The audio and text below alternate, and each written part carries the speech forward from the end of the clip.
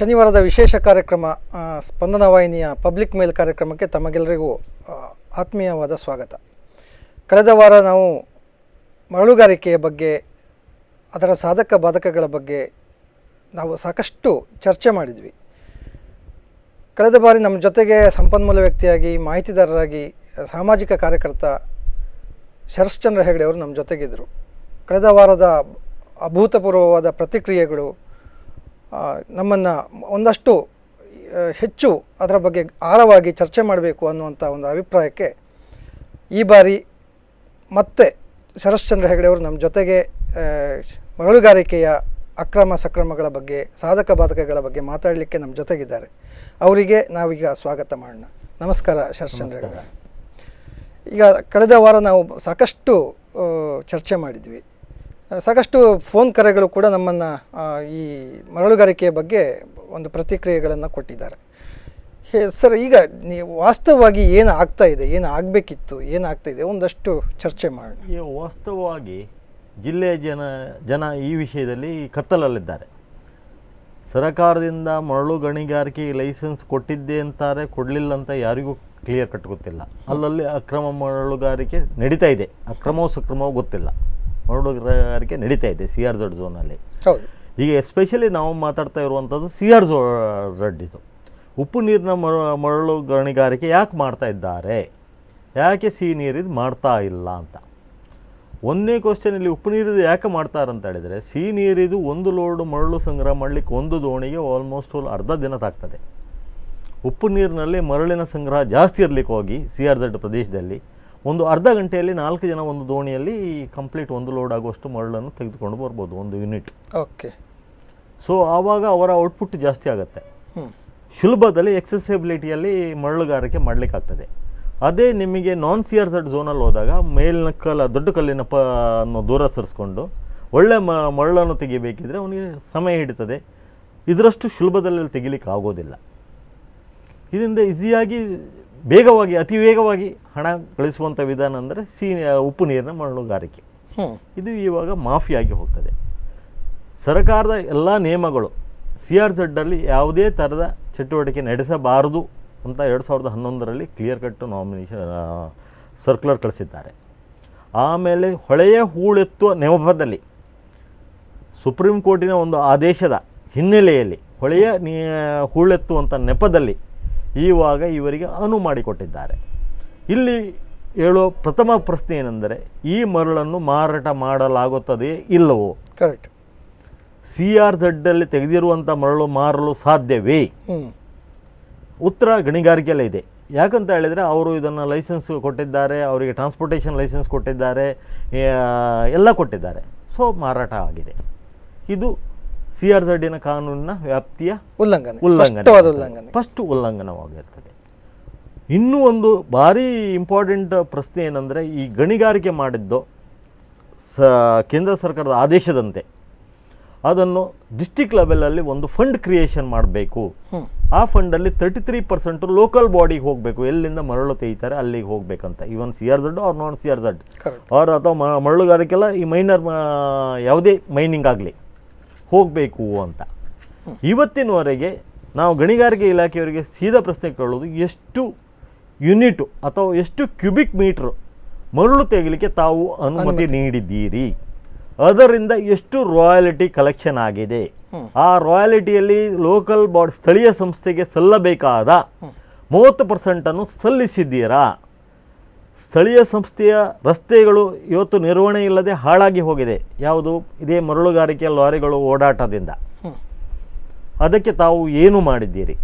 ಕೇಂದ್ರ ಸರ್ಕಾರ 2016 ಜನವರಿ 15ರಂದು ಒಂದು ಗಜೆಟ್ ಪಬ್ಲಿಕೇಶನ್ ಕೊಡ್ತದೆ, ಸ್ಪಷ್ಟವಾಗಿ ಗಣಿಗಾರಿಕೆ ಎಲ್ಲೂ ಮಾಡಬಹುದು, ಎಲ್ಲೂ ಮಾಡಬಾರ್ದು. ಮೈನರ್ ಗಣಿಗಾರಿಕೆ ಅಂದರೆ ಸ್ಯಾಂಡ್ ಬೆಡ್ ಎಲ್ಲೇ ಮಾಡಬಹುದು, ಎಲ್ಲೂ ಮಾಡಬಾರ್ದು. ಅದರ ಮೇಲೆ ಅವರ ಹೊಣೆಗಾರಿಕೆ ಏನು? ಈ ಎಲ್ಲನೂ ಉಲ್ಲಂಘನೆ ಆಗ್ತಾ ಇದೆ ಇವತ್ತು. ಇದು ಈ ಸ್ಯಾಂಡ್ ಬೆಡ್ ಅಂದರೆ ಅದು ಏನು ಸರ್? ಆ್ಯಕ್ಚುಲಿ ಸ್ಯಾಂಡ್ ಬೆಡ್ ಅಂತ ಹೇಳಿದರೆ ನಾನ್ CRZ ಝೋನಲ್ಲಿ ನಾರ್ಮಲ್ಗೆ ಪ್ರಕೃತಿದತ್ತವಾಗಿ ಮರಳುಗುಡ್ಡೆ ಬೀಳುವಂಥದ್ದು. ಮಳೆಗಾಲದಲ್ಲಿ ಮಳೆ ಹರಿದು ಬಂದು ಅದರಲ್ಲಿ ಗುಡ್ಡೆಗಳಾಗಿ ಮರಳುಗಳಿರುತ್ತೆ. ಅದನ್ನು ಕ್ಲಿಯರ್ ಮಾಡದೆ ಹೋದರೆ ದಿಬ್ಬ ಕ್ರಿಯೇಟ್ ಆಗ್ತದೆ. ದಿಬ್ಬ ಕ್ರಿಯೇಟ್ ಆದ ಅದನ್ನು ನೀವು ಪ್ರತಿ ವರ್ಷ ತೆಗೆದೇ ಹೋದರೆ ಕೃತಕ ನೆರೆ ಸಾಧ್ಯತೆ ಜಾಸ್ತಿ ಇದೆ. ಆದರೆ CRZ ಅಲ್ಲಿ ಇವರು ನದಿಯು ಸಮುದ್ರ ಸೇರುವ ಸ್ಥಳದಲ್ಲಿ ಹೂಳು ತುಂಬಿದೆ ಎಂದು ನನ್ನ ತಿಳುವಳಿಕೆ ಮಟ್ಟಿಗೆ ಅಂದು ಸರ್ಕಾರಕ್ಕೆ ಎನ್ವೈರ್ಮೆಂಟಿಂದ ಕ್ಲಿಯರೆನ್ಸ್ ತಗೊಂಡು ಹೂಳಿನ ಹೆಸರಲ್ಲಿ ಹೂಳು ಬಿಟ್ಟು ಮರಳು ತೆಗಿತಾ ಇದ್ದಾರೆ. ಹೂಳು ಹಾಗೆ ಮತ್ತೆ ಜಾಸ್ತಿ ಆಗ್ತಾ ಇದೆ. ಮರಳು ಆ ಕಡೆ ಈ ಕಡೆಯಲ್ಲಿ ಮರಳು ತೆಗಿತಾ ಇದ್ದಾರೆ. ಈ ಹಿಂದೆ ಸರ್ಕಾರದಿಂದ ನದಿಯ ಈ ಕಡೆಯಲ್ಲಿ ಕೊರತೆಯನ್ನು ತಡೆಯಲು ರಿಬೀಟ್ಮೆಂಟ್ ಆಗಿದೆ ಉದ್ದಕ್ಕೆ. ಇವರು ಅದೇ ರಿಬೀಟ್ಮೆಂಟ್ ಪಕ್ಕದಲ್ಲಿ ಇವತ್ತು ಮರಳು ಗಣಿಗಾರಿಕೆ ಮಾಡ್ತಾ ಇದೆ. ಆ ರಿಬೀಟ್ಮೆಂಟು 1 ಅಥವಾ 2 ಮಳೆಗಾಲದಲ್ಲಿ ಅದರ ಗತಿ ಏನು? ಆ ರಿಬೀಟ್ಮೆಂಟ್ ಹೋದರೆ ಅಲ್ಲಿ ಪಕ್ಕದಲ್ಲಿರುವ ಕೃಷಿ ಜಮೀನು ಅಥವಾ ವಾಸ್ತವ್ಯರ ಮನೆಗಳ ಗತಿ ಏನು? ಕೊರತೆ ಶುರು ಆಗಿದ್ದಾರೆ. ಹೌದು, ಅದರಲ್ಲಿ ಗೈಡ್ಲೈನ್ಸಲ್ಲಿ ಕ್ಲಿಯರ್ ಕಟ್ ಹೇಳ್ತಾರೆ, ಜನವಿಡ ವಸತಿಯಲ್ಲೇ ಗಣಿಗಾರಿಕೆ ಮಾಡಬಾರದು ಅಂತ. ಬ್ರಿಡ್ಜ್ ಬುಡದಲ್ಲಿ ಮಾಡಬಾರದು. ಈ ಬ್ರಿಡ್ಜ್ ಅಲ್ಲಿ ಎಷ್ಟು ಗ್ಯಾಪ್ ಇಡಬೇಕು ಅಂತ ಏನಾದ್ರು ನಿಯಮ? 200 ಮೀಟರ್ ಮಿನಿಮಮ್ ಡಿಸ್ಟೆನ್ಸ್. ಆಮೇಲೆ railway line, national highway, state highway, major district road, electrical transmission, ಇಂಥ ಡ್ರಿಂಕಿಂಗ್ ವಾಟರ್ ಫೆಸಿಲಿಟೀಸ್ ಇದ್ದಲ್ಲಿ ಮರಳುಗಾರಿಕೆ ಮಾಡಬಾರದು ಅಂತ ಸ್ಪಷ್ಟ ನಿಯಮವಿದೆ. ಬಟ್ ಈಗ ಆಗ್ತಾ ಇರೋದೆಲ್ಲ ಅಂತ ಜಾಗದಲ್ಲಿ ಆಗ್ತಾ ಇದೆ. ಬ್ರಿಡ್ಜಿನ ಬುಡದಲ್ಲಿ ಆಗ್ತಾ ಇದೆ, ನ್ಯಾಷನಲ್ ಹೈವೇ ಪಕ್ಕದಲ್ಲೇ ಮರಳುಗಾರಿಕೆ ಆಗ್ತಾ ಇದೆ. ಅಲ್ಲ ಸರ್, ಈಗ ಈ ಸ್ಯಾಂಡ್ ಬೆಡ್ ಸ್ಯಾಂಡ್ ಬಾರ್ ಅಂತ ಏನು ಹೇಳ್ತಾರೆ, ಈಗ ಉದಾಹರಣೆಗೆ ಕುಂದಾಪುರದಲ್ಲಿ ನಾವು ನೋಡಿದ್ರೆ ಒಂದು 30 ಎಕರೆ ಲಾಸ್ಟ್ ಟೈಮ್ 30 ಎಕರೆಯನ್ನು ಅಲಾಟ್ ಮಾಡಿದ್ರು. ಇಲ್ಲಿ 30 ಎಕರೆ ಇಲ್ಲ, 5 ಹೆಕ್ಟೇರ್ ಅಂದ್ರೆ 12.5 ಎಕರೆಯಿಂದ ಜಾಸ್ತಿ ಅಲಾಟ್ಮೆಂಟ್ ಮಾಡುವಾಗಿಲ್ಲ. ಮ್ಯಾಕ್ಸಿಮಮ್ ಬಿಲೋ 5 ಹೆಕ್ಟರ್ಸ್ ಅಂತ ಹೇಳ್ತಾರೆ. ಓಕೆ, ಸುಪ್ರೀಂ ಕೋರ್ಟ್ ಆದೇಶದಲ್ಲೂ ಅದೇ ಇದೆ. ಕೇಂದ್ರ ಸರ್ಕಾರದ ಈ ಮೈನರ್ ಮಿನರಲ್ಸ್ ಅಂತ ಕ್ಯಾಟಗರಿ ಬರಬೇಕಾದ್ರೆ ಬಿಲೋ 5 ಹೆಕ್ಟರ್ಸ್ ಅಂತಿದೆ. ಮತ್ತೆ ಅವರು ಹೇಗೆ ಅದು ಅದೇ ನನಗೆ ಅರ್ಥ ಆಗದೆ ಇರುವಂಥದ್ದು, ಕಾನೂನಿನ ಎಲ್ಲ ಉಲ್ಲಂಘನೆ ಸ್ಪಷ್ಟವಾಗಿ ನಡೀತಾ ಇದೆ. ಇದರ ಬಗ್ಗೆ ಗಣಿಗಾರಿಕೆ ಇಲಾಖೆಯವರು ಏನು ಮಾಡ್ತಾ ಇದ್ದಾರೆ? ಇದರ ಬಗ್ಗೆ ಜಿಲ್ಲಾ ಜನತೆಗೆ ಮಾಹಿತಿ ಇಲ್ಲ.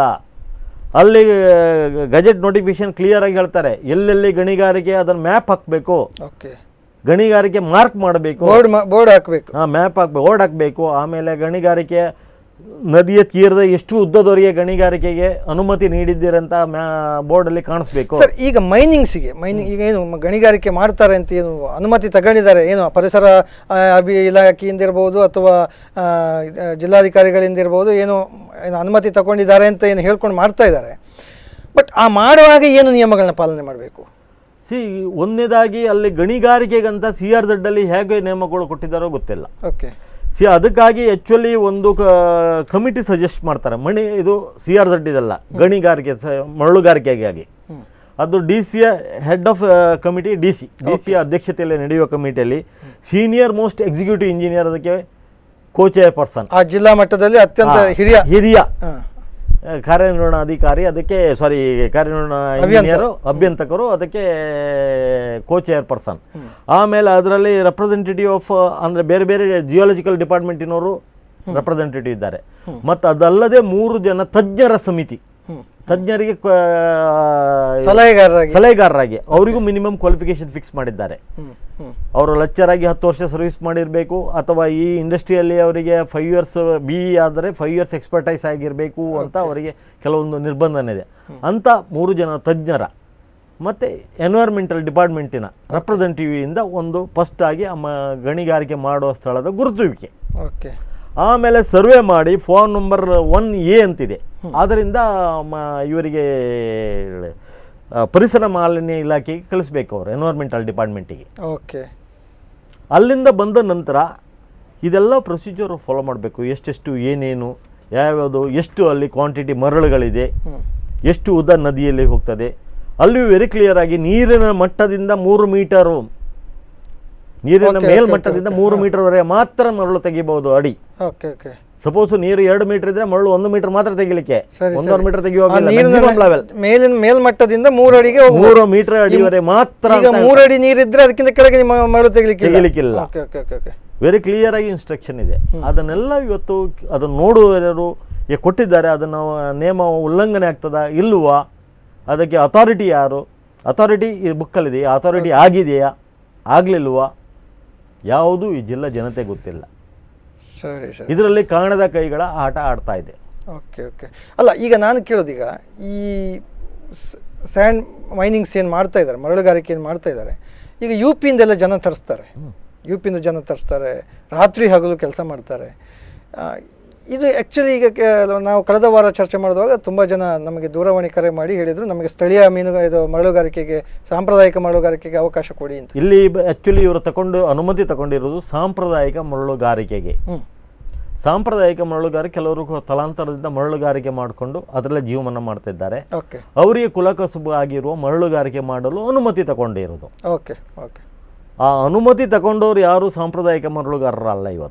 ಇವತ್ತು ತಗೊಂಡವರು ಅವರಿಗೆ ಇವ್ರನ್ನ ಹಾಕೊಂಡು ಮಾಡಿದರೆ ಕೆಲಸ ಆಗೋದಿಲ್ಲ, ವರ್ಕ್ ಆಗೋದಿಲ್ಲ, ಇವ್ರು ಹೇಳಿದಾಗ ಕೇಳೋದಿಲ್ಲ.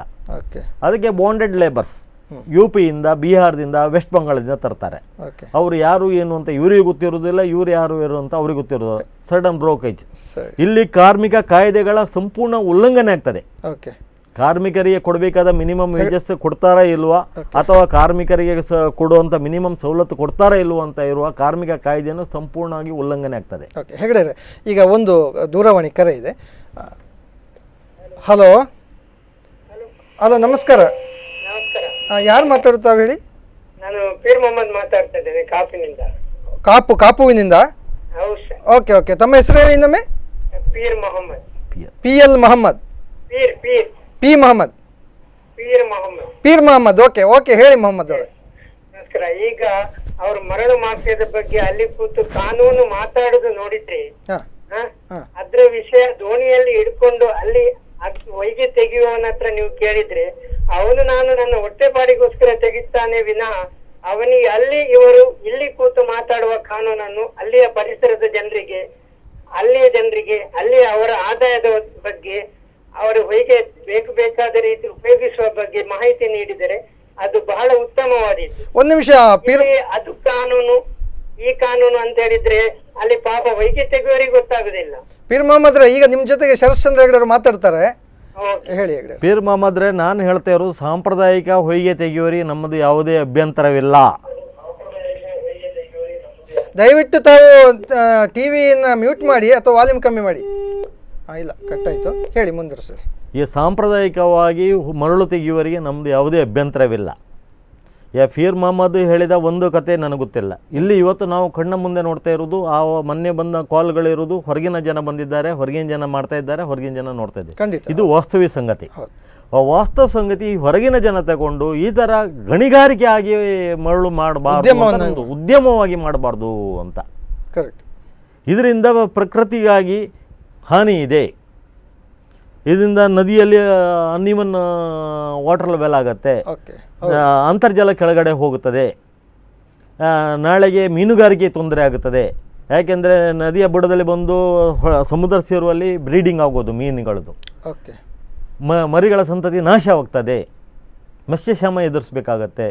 ಇದರ ಮೇಲೆ ಅಂತರ್ಜಲ ಕಡಿಮೆ ಹೋದ ತಕ್ಷಣ ಅಕ್ಕಪಕ್ಕದವರು ಎಲ್ಲ ಕಂಪ್ಲೀಟು ಬಾವಿಗಳಲ್ಲಿ ಕುಡಿಯುವ ನೀರಿಂದು ಅಥವಾ ಕೃಷಿ ಭೂಮಿಗಳು ಬರ್ಡಾಗೋ ಚಾನ್ಸ್ ಇದೆ. ಓಕೆ, ಒಂದು ನಿಮಿಷ, ಮತ್ತೆ ಪುನಃ ಕರೆ ಇದೆ, ಅವ್ರದ್ದೇ ನೋಡೋಣ. ಹಲೋ ಹಲೋ ಹಲೋ, ನಮಸ್ತೆ ಸರ್. ನಮಸ್ತೆ, ಅನಂತ್ ಅಂತ ಕೊಂಬಾಸಿಯಿಂದ. ಹೇಳಿ ಅನಂತ್ ಅವರೇ. ಈ ಕರಾವಳಿ ತೀರ ಪ್ರದೇಶದಲ್ಲಿ ವ್ಯಾಪಕ ಮರಳುದಂಡಿಯಿಂದ ಕಮರ್ಷಿಯಲ್ ಗುತ್ತಿಗೆದಾರರಿಗೆ ವ್ಯಾಪಕ ಲಾಭ ಹೋಗ್ತಿದೆ. ಹೇಗೆ ಇನ್ನೊಮ್ಮೆ ಹೇಳಿ. ಕರಾವಳಿ ತೀರ ಪ್ರದೇಶದಲ್ಲಿ ವ್ಯಾಪಕ ಮರಳುದಂಡಿಯಿಂದ ಹೌದು, ಕಮರ್ಷಿಯಲ್ ಅಂದ್ರೆ ಉದ್ಯಮವನ್ನಾಗಿ ಮಾಡ್ಕೊಂಡವರಿಗೆ ಗುತ್ತಿಗೆದಾರರಿಗೆ ವ್ಯಾಪಕ ಲಾಭ ಆಗ್ತಿದೆ. ಬಟ್ ಹೊರ ಜಿಲ್ಲೆಗಳಿಗೆ ಮರಳು ಸರಬರಾಜು ಆಗ್ತಿದೆ.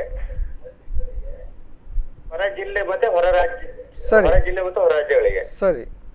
ಆದ್ರೆ ಸ್ಥಳೀಯ ಪಂಚಾಯತಿ ಮತ್ತು ಸ್ಥಳೀಯ ಜನರಿಗೆ ಯಾವುದೇ ಲಾಭ ಆಗ್ತಿಲ್ಲ.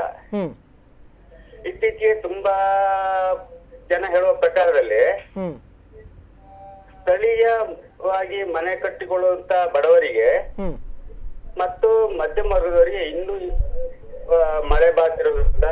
ನೀವು ಟಿವಿ ವಾಲ್ಯೂಮ್ ಅನ್ನು ಸ್ವಲ್ಪ ಕಮ್ಮಿ ಮಾಡಿ ಅನಂತ್ ಅವರೇ. ಹೇಳಿ. ಈಗ ಇತ್ತೀಚೆಗೆ ಮಳೆ ಬರೋ ಸಾಧ್ಯತೆ ಇರೋದ್ರಿಂದ ಮನೆ ಕಟ್ಲಿಕ್ಕೆ ಆಗ್ತಾ ಇಲ್ಲ, ಮರಳು ಸಿಗ್ತಾ ಇಲ್ಲ, ಅದರಿಂದ ತುಂಬಾ ಕಂಗಾಲಾಗಿದ್ದಾರೆ. ಈಗ ಇದಕ್ಕೆ ಶರತ್ ಚಂದ್ರ ಹೆಗಡೆ ಅವರು ಉತ್ತರ ಕೊಡ್ತಾರೆ. ಆನಂದ್ ಅವರೇ, ಈಗ ನಿಮ್ಮ ಮನೆ ಕಟ್ಟಲಿಕ್ಕೆ CRZ ಅಲ್ಲಿ ಅಥವಾ ಉಪ್ಪು ನೀರು ಹೊಯ್ಗೆ ಉಪಯೋಗಿಸುವ ಸಾಧ್ಯತೆ ಇಲ್ಲ. ಅದಕ್ಕೆ ಆ್ಯಕ್ಚುಲಿ ನಮ್ಮಲ್ಲಿ ಎರಡಿದೆ, ಸಿಹಿ ನೀರಿನ ಮರಳು, ಉಪ್ಪು ನೀರಿನ ಮರಳು ಅಂತ. ಹಲೋ, ಆ ಉಪ್ಪು ನೀರಿನ ಮರಳು, ಸಿಹಿ ನೀರಿನ ಮರಳು ಅಂತ ಎರಡಿದೆ. ಸಿಹಿ ನೀರಿನ ಮರಳಲ್ಲಿ ನಾವು ಹೆಚ್ಚಾಗಿ ಎಲ್ಲ ನಮ್ಮ ಮನೆ ಕಟ್ಟಡಗಳನ್ನು ಕಟ್ಟಿಕೊಳ್ತೇವೆ. ಈ ಉಪ್ಪು ನೀರಿನ ಮರಳಲ್ಲಿ ಕಟ್ಟಡ ಅಥವಾ ಮನೆ ಕಟ್ಟಿದರದ ಬಾಳಿಕೆ 50% ಕಡಿಮೆ ಆಗ್ತದೆ. 10 ವರ್ಷ ಒಂದು 25 ವರ್ಷ ಬರುವ ಮನೆ ಒಂದು 10 ವರ್ಷದಲ್ಲಿ ಹೊರಟೋಗುತ್ತೆ. ಈವಾಗ ಏನಾಗ್ತದೆ, ನಮ್ಮ ಕರಾವಳಿಯಲ್ಲಿ ಈ ಉಪ್ಪು ನೀರಿನ ಹೊಳೆಯಲ್ಲಿ ಹೊರಜಾನದ ರಾಜ್ಯದ ಜನರು ಕರೆದುಕೊಂಡು ಮರಳುಗಾರಿಕೆ ಅನ್ನೋದು ಒಂದು ಉದ್ಯಮವಾಗಿ ಬೆಳೆದಿದೆ, ಮಾಫಿಯಾಗಿ ಬೆಳೆದಿದೆ, ಕಮರ್ಷಿಯಲ್ ಆಗಿ ಬೆಳೆದಿದೆ. ಆಗ ಕಮರ್ಷಿಯಲ್ ಆಗಿ ಬೆಳೆದಿದ್ದರಿಂದ ನಮ್ಮ ಲೋಕಲ್ ಆಗಿ ನಾವು ಕೆಲವೊಂದು ಕಷ್ಟಗಳನ್ನು ಅನುಭವಿಸಬೇಕಾಗ್ತದೆ. ಅದ್ರ ಬಗ್ಗೆ ನಮ್ಮದು ಇವತ್ತು ಚರ್ಚೆ. ನಂಗೊಂದು ಸಲಹೆ ನಿಮ್ಮತ್ತೆ ಕೇಳೋದು. ಹಲೋ, ಏನಂದ್ರೆ ನಮ್ಗೆ ಗ್ರಾಮ ಪಂಚಾಯತಿ ಯೂಸ್ ಆಗ್ಬೇಕು ಒಂದ್ ರೀತಿಯಲ್ಲಿ. ನೋಡಿ, ನಿಮಗೆ ಸರ್ಕಾರದ ಆದೇಶ ಪ್ರಕಾರ ಗ್ರಾಮ ಪಂಚಾಯತಿಗೆ ಅಲ್ಲಿ ಯೂಸ್ ಮಾಡಿಕೊಳ್ಳಿಕ್ಕೆ ತೆಗೆದುಕೊಳ್ಳಬಹುದು ಅಂತ ಇದೆ. ಆದರೆ ನಿಮ್ಮ ಗಣಿ ಇಲಾಖೆಯವರು ಅದಕ್ಕೆ ಅನುಮತಿ ಕೊಡುವುದಿಲ್ಲ. ಈಗ ನೋಡಿ, ಸಿಹಿ ನೀರಿನ ಮರಳುಗಾರಿಕೆ ಇವತ್ತಿಗೂ ಅನುಮತಿ ಕೊಟ್ಟಿಲ್ಲ. ಅದು ಯಾಕೆ ಅಂತ ಯಕ್ಷ ಪ್ರಶ್ನೆ ಆಗಿದೆ. ಇದಕ್ಕೆ ಯಾಕೆ ಅನುಮತಿ ಕೊಡ್ತಾ ಇದ್ದಾರೆ? ಇದರಿಂದ ನಾಳೆ ತೊಂದರೆ ಇದೆ, ಅದಕ್ಕೆ ಯಾಕೆ ಅನುಮತಿ ಕೊಡ್ತಾ ಇದ್ದಾರೆ? ಇದಕ್ಕೆ ನಾವು ಜನಪ್ರತಿನಿಧಿಗಳು, ನೀವು ಮಾಧ್ಯಮದವರು, ನಾವು ಪಬ್ಲಿಕ್ ಆಗಿ ಎಲ್ಲ ಸೇರಿ ಒಂದ್ ರೀತಿಯ ಹೋರಾಟ ಮಾಡಿದ್ರೆ ಮುಂದೆ ಸಾಲ್ವ್ ಮಾಡ್ಲಿಕ್ಕೆ ಆಗುತ್ತೆ. ಇದರಿಂದ ನೋಡಿ ಜನರ ಒಂದು ನಿತ್ಯ ಜೀವನ ಮೇಲೆ ಭಾರಿ ಇಂಪ್ಯಾಕ್ಟ್ ಆಗ್ತಾ ಇದೆ. ಎಲ್ಲಿಂದೋ ಜನ ಬರೋದು, ಅವ್ರು ತೆಗೆಯೋದು, ಇಲ್ಲಿ ಸೆಕ್ಯೂರಿಟಿ ಇಲ್ಲ. ಗ್ರಾಮ ಪಂಚಾಯತ್ ರೋಡಲ್ಲಿ 16 ಚಕ್ರದ 20 ಚಕ್ರ ಲಾರಿ ಓಡಾಟ, ಜನರಿಗೆ ಓಡಾಟ, ಜೀವಭಾಯದಲ್ಲಿ ಓಡಾಡಬೇಕು. ರೋಡುಗಳು ಹಾಳಾಗ್ತದೆ. ನಮ್ಮ ರೋಡುಗಳು 10 ಟನ್ ಕೆಪಾಸಿಟಿಗೆ ಮಾಡಿರುವಂಥ ರೋಡುಗಳು 40-50 ಟನ್ ಕೆಪಾಸಿಟಿಯ ವೆಹಿಕಲ್ ಹೋದರೆ ರೋಡ್ಗಳು ಹಾಳಾಗ್ತದೆ. ಈಗ ರಾಯಲ್ಟಿ ಅವರು ಏನು ಕಲೆಕ್ಟ್ ಮಾಡ್ತಾರೋ ಅದು 30% ಗ್ರಾಮ ಪಂಚಾಯತಿ ಕೊಡಬೇಕು, ಅದನ್ನು ಕೊಡ್ತಾ ಇಲ್ಲ. ಎಷ್ಟು ಮರಳು ತೆಗಿಲಿಕ್ಕೆ ಅವರು ಪರವಾನಗಿ ಕೊಟ್ಟಿದ್ರಂತ ಯಾರಿಗೂ ಗೊತ್ತಿಲ್ಲ. ಎಲ್ಲೆಲ್ಲಿ ಮರಳು ತೆಗಿಲಿಕ್ಕೆ ಪರವಾನಗಿ ಕೊಟ್ಟಿದ್ದಾರಂತ ಅದು ಕ್ಲಿಯರ್ ಕಟ್ ಇಲ್ಲ. ಈ ಮಾಫಿಯಾದ ಬಗ್ಗೆ ವಿರುದ್ಧವಾಗಿ ನಾವು ಧ್ವನಿ ಎತ್ತಬೇಕಾಗಿದೆ ಅಷ್ಟೇ. ನಾವು ಧ್ವನಿ ಎತ್ತೋದು ಮಾಜಿ ಲೋಕಸಭಾ ಸದಸ್ಯರು ಜಯಪ್ರಕಾಶ್ ಕೂಡ ಸಪೋರ್ಟ್ ಮಾಡ್ತಾ ಇದ್ದಾರೆ. ಹಾಗೆ ಈಗ ಸದ್ಯಕ್ಕೆ ನಮ್ಮ ಉಪ ಸಚಿವರು ಕೂಡ ವಿನೋದ್ ಸರ್ಕಾರ ಕೂಡ ಇದ್ದಾರೆ ನಮ್ಮ ಜೊತೆಗೆ. ಅದೇ ರೀತಿ ಪ್ರತಿಯೊಬ್ಬರು ಸೇರ್ಕೊಂಡ್ರೆ, ಜನಪ್ರತಿನಿಧಿಗಳು, ಮಾಧ್ಯಮದವರು, ಪಬ್ಲಿಕ್ ಎಲ್ಲ ಸೇರಿದ್ರೆ ನಾವು ಖಂಡಿತ ಸಾಲ್ವ್ ಮಾಡ್ಲಿಕ್ಕೆ ಆಗುತ್ತೆ. ಅದೇ ನಾವೆಲ್ಲ ನೋಡಿ, ಮಾಧ್ಯಮದವರು ಜನರು ಕಡೆಗೆ ಫಸ್ಟ್ ಜನಪ್ರತಿನಿಧಿಗಳು ಅವರು ಇಚ್ಛೆ ಮಾಡಿದರೆ ನಾಳೆ ಬೆಳಗ್ಗೆ ಸಾರ್ಟ್ ಔಟ್ ಮಾಡ್ಬೋದು. ಈ ಜನಪ್ರತಿನಿಧಿಗಳು ನಮ್ಮನ್ನು ಆಳುವರು ಜನಪ್ರತಿನಿಧಿಗಳು. ಹೌದು, ಜನತೆ ಯಾವಾಗ ಇದಾಗ್ತದೆ, ಜನಪ್ರತಿನಿಧಿಗಳು ತಮ್ಮ ಕಾರ್ಯವನ್ನು ನಿರ್ವಹಿಸುವುದಿಲ್ವೋ ಆವಾಗ ಜನತೆ ಒಳಗೆ ಅದರ ಬಗ್ಗೆ ಪ್ರವೇಶ ಮಾಡಬೇಕಾಗತ್ತೆ.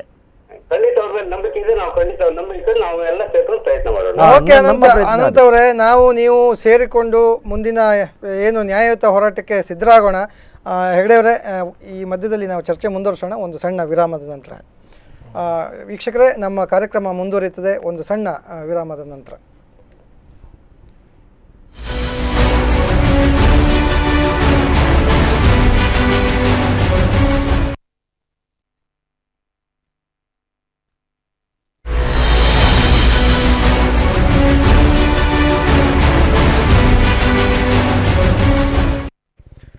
ನಮಸ್ಕಾರ ವೀಕ್ಷಕರೇ, ಪಬ್ಲಿಕ್ ಮೇಲ್ ಕಾರ್ಯಕ್ರಮಕ್ಕೆ ಮತ್ತೊಮ್ಮೆ ತಮಗೆ ಸ್ವಾಗತ.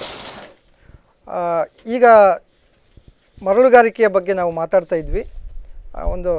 ಅದಕ್ಕಿಂತ ಮುನ್ನ ಏನು ನಮ್ಮ ಜಿಲ್ಲಾ ಉಸ್ತುವಾರಿ ಸಚಿವರಿದ್ದಾರೆ, ಕಾಪು ಕ್ಷೇತ್ರದ ಶಾಸಕರು, ಅವರು ಈ ಮರಳುಗಾರಿಕೆ ಬಗ್ಗೆ ಏನು ಹೇಳ್ತಾರೆ ಅಂತ ಜಸ್ಟ್ ನೋಡ್ಕೊಂಬರೋಣ. ಅದು ಏನಾಗಿತ್ತು ಅಂತ ಹೇಳಿದ್ರೆ, ಇವರು ಅವಧಿಗೆ ಸರಿಯಾಗಿ ಸಬ್ಮಿಟ್ ಮಾಡಿಲ್ಲ. ಹಾಗಾಗಿ ಅದು ಅವಧಿ ಮುಗ್ದಿತ್ತು. ಈಗ ಪುನಃ ಸೆಂಟ್ರಲ್ ಗೌರ್ಮೆಂಟಿಗೆ ಪ್ರಪೋಸಲ್ ಕಳಿಸಿ ಈಗ ಅದಕ್ಕೆ ಪರ್ಮಿಷನ್ ಸಿಕ್ಕಿದೆ, ಅದು ತೆಗಿಲಿಕ್ಕೆ ಪರ್ಮಿಷನ್ ಸಿಕ್ಕಿದೆ. ನಂತರ ನಾವು ನಾನ್ CR ಇದೆ, ಅದನ್ನು PWD ಮುಖಾಂತರ ಆಕ್ಷನ್ ಮಾಡಬೇಕು ಅಂತ ಹೇಳಿದೆ. ನಾವು ನಮ್ಮ ಜಿಲ್ಲೆಯಲ್ಲಿ ನಾವು ಬರ್ಕೊಂಡಿದ್ದೆವು, ನಮಗೆ CR ಸೆಟ್ ಮತ್ತು ನಾನ್ CR ಸೆಟ್ ಒಂದೇ ರೀತಿಯಲ್ಲಿ ಮಾಡಿ ಅಂತೇಳಿ, ಏಕರೂಪ ಮಾಡಿ ಅಂತೇಳಿ. ಅದು ಇನ್ನೂ ತೀರ್ಮಾನ ಆಗಲಿಲ್ಲ, ಅಲ್ಲಿ ಕ್ಲಿಯರ್ ಆಗಿತ್ತು. ಅದಕ್ಕೆ ಸ್ಟೇಗೆ ಹೋಗಿದ್ರು ಕೋರ್ಟಿಗೆ, ಅದು ಕೂಡ ವಿಡ್ರಾ ಆಗಿದೆ ಈಗ. ಸ್ಟೇ ವಿಡ್ರಾ ಆಗಿದೆ. ಪುನಃ 4 ಟೆಂಡರ್ ಮಾಡಿದ್ದಾರೆ, 8 ಕಡೆಯಲ್ಲಿ ಟೆಂಡರ್ ಇದಾಗಿದೆ.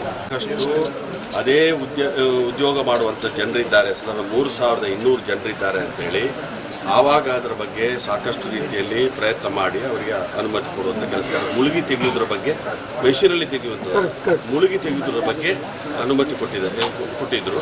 ಅದು ಮೊನ್ನೆ ಅವರಿಗೆ ಎಕ್ಸ್ಟೆನ್ಷನ್ ಇತ್ತು. ಮೊನ್ನೆ ಅವಧಿ ಮುಗಿದ ನಂತರ ಪುನಃ ಹೋಗಿ ಈಗ ಕೇಂದ್ರ ಸರ್ಕಾರದಿಂದ ಎಕ್ಸ್ಟೆನ್ಷನ್ ತಗೊಂಡು ಬಂದಿದೆ. ಅಲ್ಲ, ಅದು ಅವಕಾಶ ಇದೆ ಮುಳುಗಿ ತೆಗೆಯಲಿಕ್ಕೆ. KDP ಮೀಟಿಂಗಲ್ಲಿ ತೀರ್ಮಾನ ತಗೊಂಡಿದ್ದಾರೆ, ಯಾರಿಗೆ ನೆಕ್ಸ್ಟ್ ಕಾಂಟ್ರಾಕ್ಟ್ ಕೊಡ್ತೀರಿ ಅದು ಅವರು ಇದು ತೆಗೆಯುವಂಥ ಕೆಲಸ ಮಾಡುವಂಥವರಿಗೆ ಕೊಡಬೇಕು ಅನ್ನುವಂಥ ರೀತಿಯಲ್ಲಿ ಒಂದು ರೆಸೊಲ್ಯೂಷನ್ ಮಾಡ್ಕೊಂಡಿದ್ದೀವಿ. ರೆಸೊಲ್ಯೂಷನ್ ಮೊನ್ನೆ ಮಾಡ್ಕೊಂಡಿದ್ದೀವಿ. ಇದು ಇವತ್ತು ಕುಂದಾಪುರದಲ್ಲಿ ಅಹವಾಲು ಸ್ವೀಕಾರ ಸಂದರ್ಭ ಸ್ಪಂದನ ವರದಿಗಾರರ ಜೊತೆ ಮಾತನಾಡಿದಂಥ ಘಟನೆ.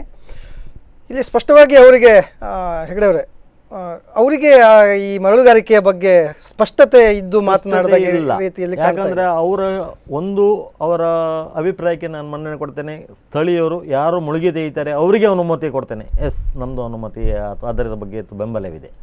ಆದರೆ ಇವತ್ತು ಮಾಫಿಯಾ ಮಾಡೋದಕ್ಕೆ ನಮ್ಮದು ಬೆಂಬಲವಿಲ್ಲ. ಎಷ್ಟು ಜನ? 3,500 ಜನ ಅಂತ ಹೇಳಿದ್ದಾರೆ ಅವರು. ಇವರು ಆ ಫಿಗರು ಎಲ್ಲಿಂದ ತೊಗೊಂಡು ಬಂದರು?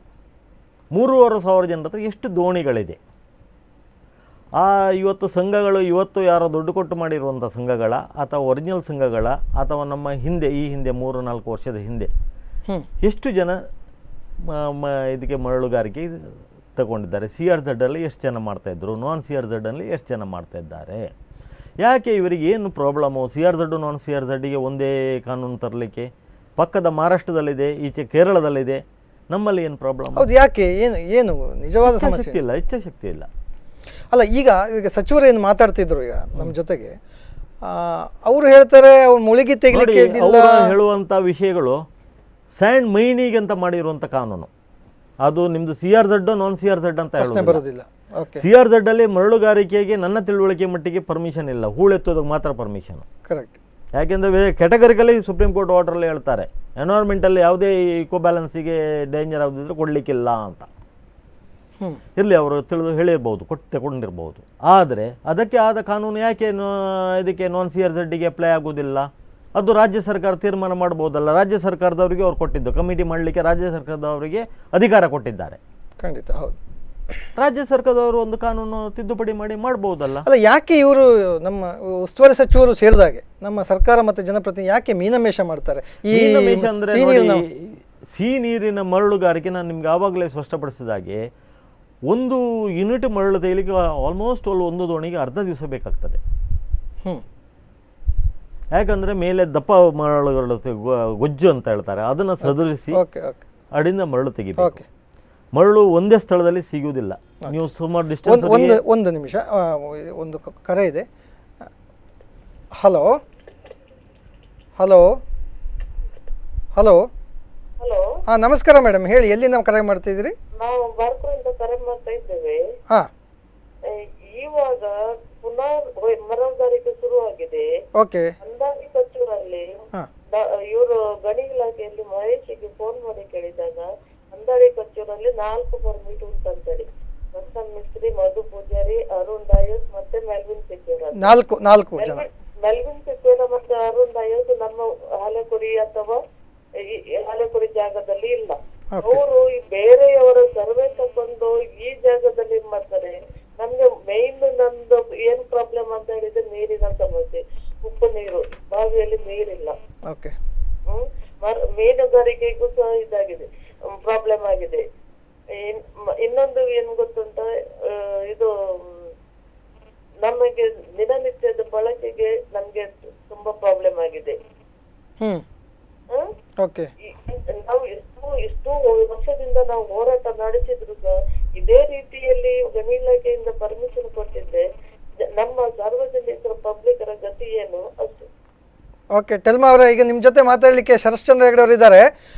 ಹೆಗಡೆ ಅವರೇ ನೋಡಿ, ಈಗ ಗಣಿಗಾರಿಕೆಯಿಂದ ಪರ್ಮಿಷನ್ ಕೊಟ್ಟಿದ್ದಾರಂತ ನೀವು ಹೇಳ್ತೀರಿ. ಹೌದು. ಅದು ಅವರು ಯಾವ ಸ್ಥಳಕ್ಕೆ ಎಲ್ಲಿ ಅಂತ ಗುರುತು ಮಾಡಿದ್ದಾರಾ? ಗುರುತು ಇಲ್ಲ, ಗುರುತು ಮಾಡ್ಲಿಲ್ಲ. ಈವನ್ ಸಾರ್ವಜನಿಕರು ಈ ವಿಷಯ ಗೊತ್ತಿಲ್ಲ.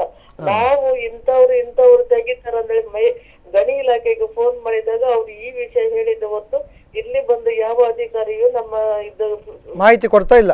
ಕೊಡ್ಲಿಲ್ಲ. ಇದು ಅದೇ ಸ್ಪಷ್ಟ ಕಾನೂನು ಉಲ್ಲಂಘನೆ ಮಾಡಿ ಪಟ್ಟಭದ್ರ ಹಿತಾಸಕ್ತಿಗಾಗಿ ಗಣಿ ಇಲಾಖೆಯವರು ಮಾಡ್ತಿರುವಂಥ ಕಾರ್ಯಕ್ರಮ ಇದು. ಹೌದು. ಇದರಿಂದ ಜನರ ಮೇಲೆ ಎಷ್ಟು ಪ್ರಾಬ್ಲಮ್ ಆಗ್ತದೆ, ಸ್ಥಳೀಯ ನಿವಾಸಿಗಳ ಮೇಲೆ ಎಷ್ಟು ಪ್ರಾಬ್ಲಮ್ ಆಗ್ತದೆ. ನಿವಾಸಿಗಳಿಗಂತೂ ತುಂಬಾ ನಮ್ಮ ಕೃಷಿಗೆ, ನಮಗೆ ದಿನನಿತ್ಯದ ನೀರಿಗೆ ಪರದಾಡುವ ಪರಿಸ್ಥಿತಿ ಬಂದಿದೆ. ಹಾಲೆ ಕುಡಿ ಅಲ್ಲ ಮೇಡಮ್, ಹಾಲೆ ಕುಡಿ. ಹೌದು, ಹಾಲೆ ಕುಡಿ, ಹಾಲೆ ಕುಡಿ. ನೋಡಿ, ಗಣಿಗಾರಿಕೆ ಮಾಡುವಾಗ ಜನವಸತಿ ಪ್ರದೇಶದಲ್ಲಿ ಮಾಡಬಾರ್ದು ಅಂತ ನಿಯಮ ಇದೆ. ಹೌದು. ಮತ್ತು ಇವಾಗ ಇವತ್ತು ಜಿಲ್ಲಾ ಉಸ್ತುವಾರಿ ಸಚಿವರು ಕೊಟ್ಟಂಥ ಇದರಲ್ಲಿಯೂ ಅವರ ಮಾತಿನ ಪ್ರಕಾರ ನಾವು ಕೊಟ್ಟಿದ್ದೇವೆ ಪರ್ಮಿಷನ್ನು ಅಂತ. ಅದು ಎಲ್ಲಿ ಕೊಟ್ಟಿದ್ದಾರೆ, ಹೇಗೆ ಕೊಟ್ಟಿದ್ದಾರೆ, ಏನು ಕೊಟ್ಟಿದ್ದಾರೆ ಸ್ಪಷ್ಟತೆ ಇಲ್ಲ. ಇವರಲ್ಲಿ ಎಷ್ಟು ತೆಗಿಲಿಕ್ಕೆ ಅಲ್ಲ, ಎಷ್ಟು ಹೊಯ್ಗೆ ತೆಗಿಲಿಕ್ಕೆ ಹೇಳಿದ್ದಾರೆ ಅಂತ ಸ್ಪಷ್ಟತೆ ಇಲ್ಲ. ಈಗ ಸ್ಥಳೀಯ ಗ್ರಾಮಸ್ಥರಿಗಾದ್ರೂ ಸಹ ಪರ್ಮಿಷನ್ ಇಲ್ಲ. ಯಾವ ಊರಿನ ಸ್ಥಳೀಯ ಗ್ರಾಮಸ್ಥರು ಬಂದು ಈ ಬೇರೆ ಕಡೆಯಲ್ಲಿ ಜನರ ಸರ್ವೆ ನಂಬರ್ ಇಲ್ಲದಲ್ಲಿ ಇದು ಹೊಯ್ಗೆ ತೆಗಿಲಿಕ್ಕೆ ಅವಕಾಶ ಉಂಟಾ? ಇಲ್ಲ, ಅದು ಅವಕಾಶ ನೋಡಿ, ಜನ ಪರ್ಮಿಷನ್ ಇದ್ದಾಗ, ಟೆಂಡರ್ ಆದಾಗ ಎಲ್ಲೂ ಬಂದು ತೆಗಿಬಹುದು. ಆದರೆ ತೆಗಿಲಿಕ್ಕೆ ಕೆಲವೊಂದು ನಿಯಮಗಳಿದೆ. ಈಗ ಇಂತಿಷ್ಟು ದೂರದಲ್ಲಿ, ಇಂತಿಷ್ಟು ಆಳದಲ್ಲಿ, ಇಂತಿಷ್ಟು ಅಗಲದಲ್ಲಿ ಮಾತ್ರ ತೆಗಿಲಿಕ್ಕೆ ಅಂತ.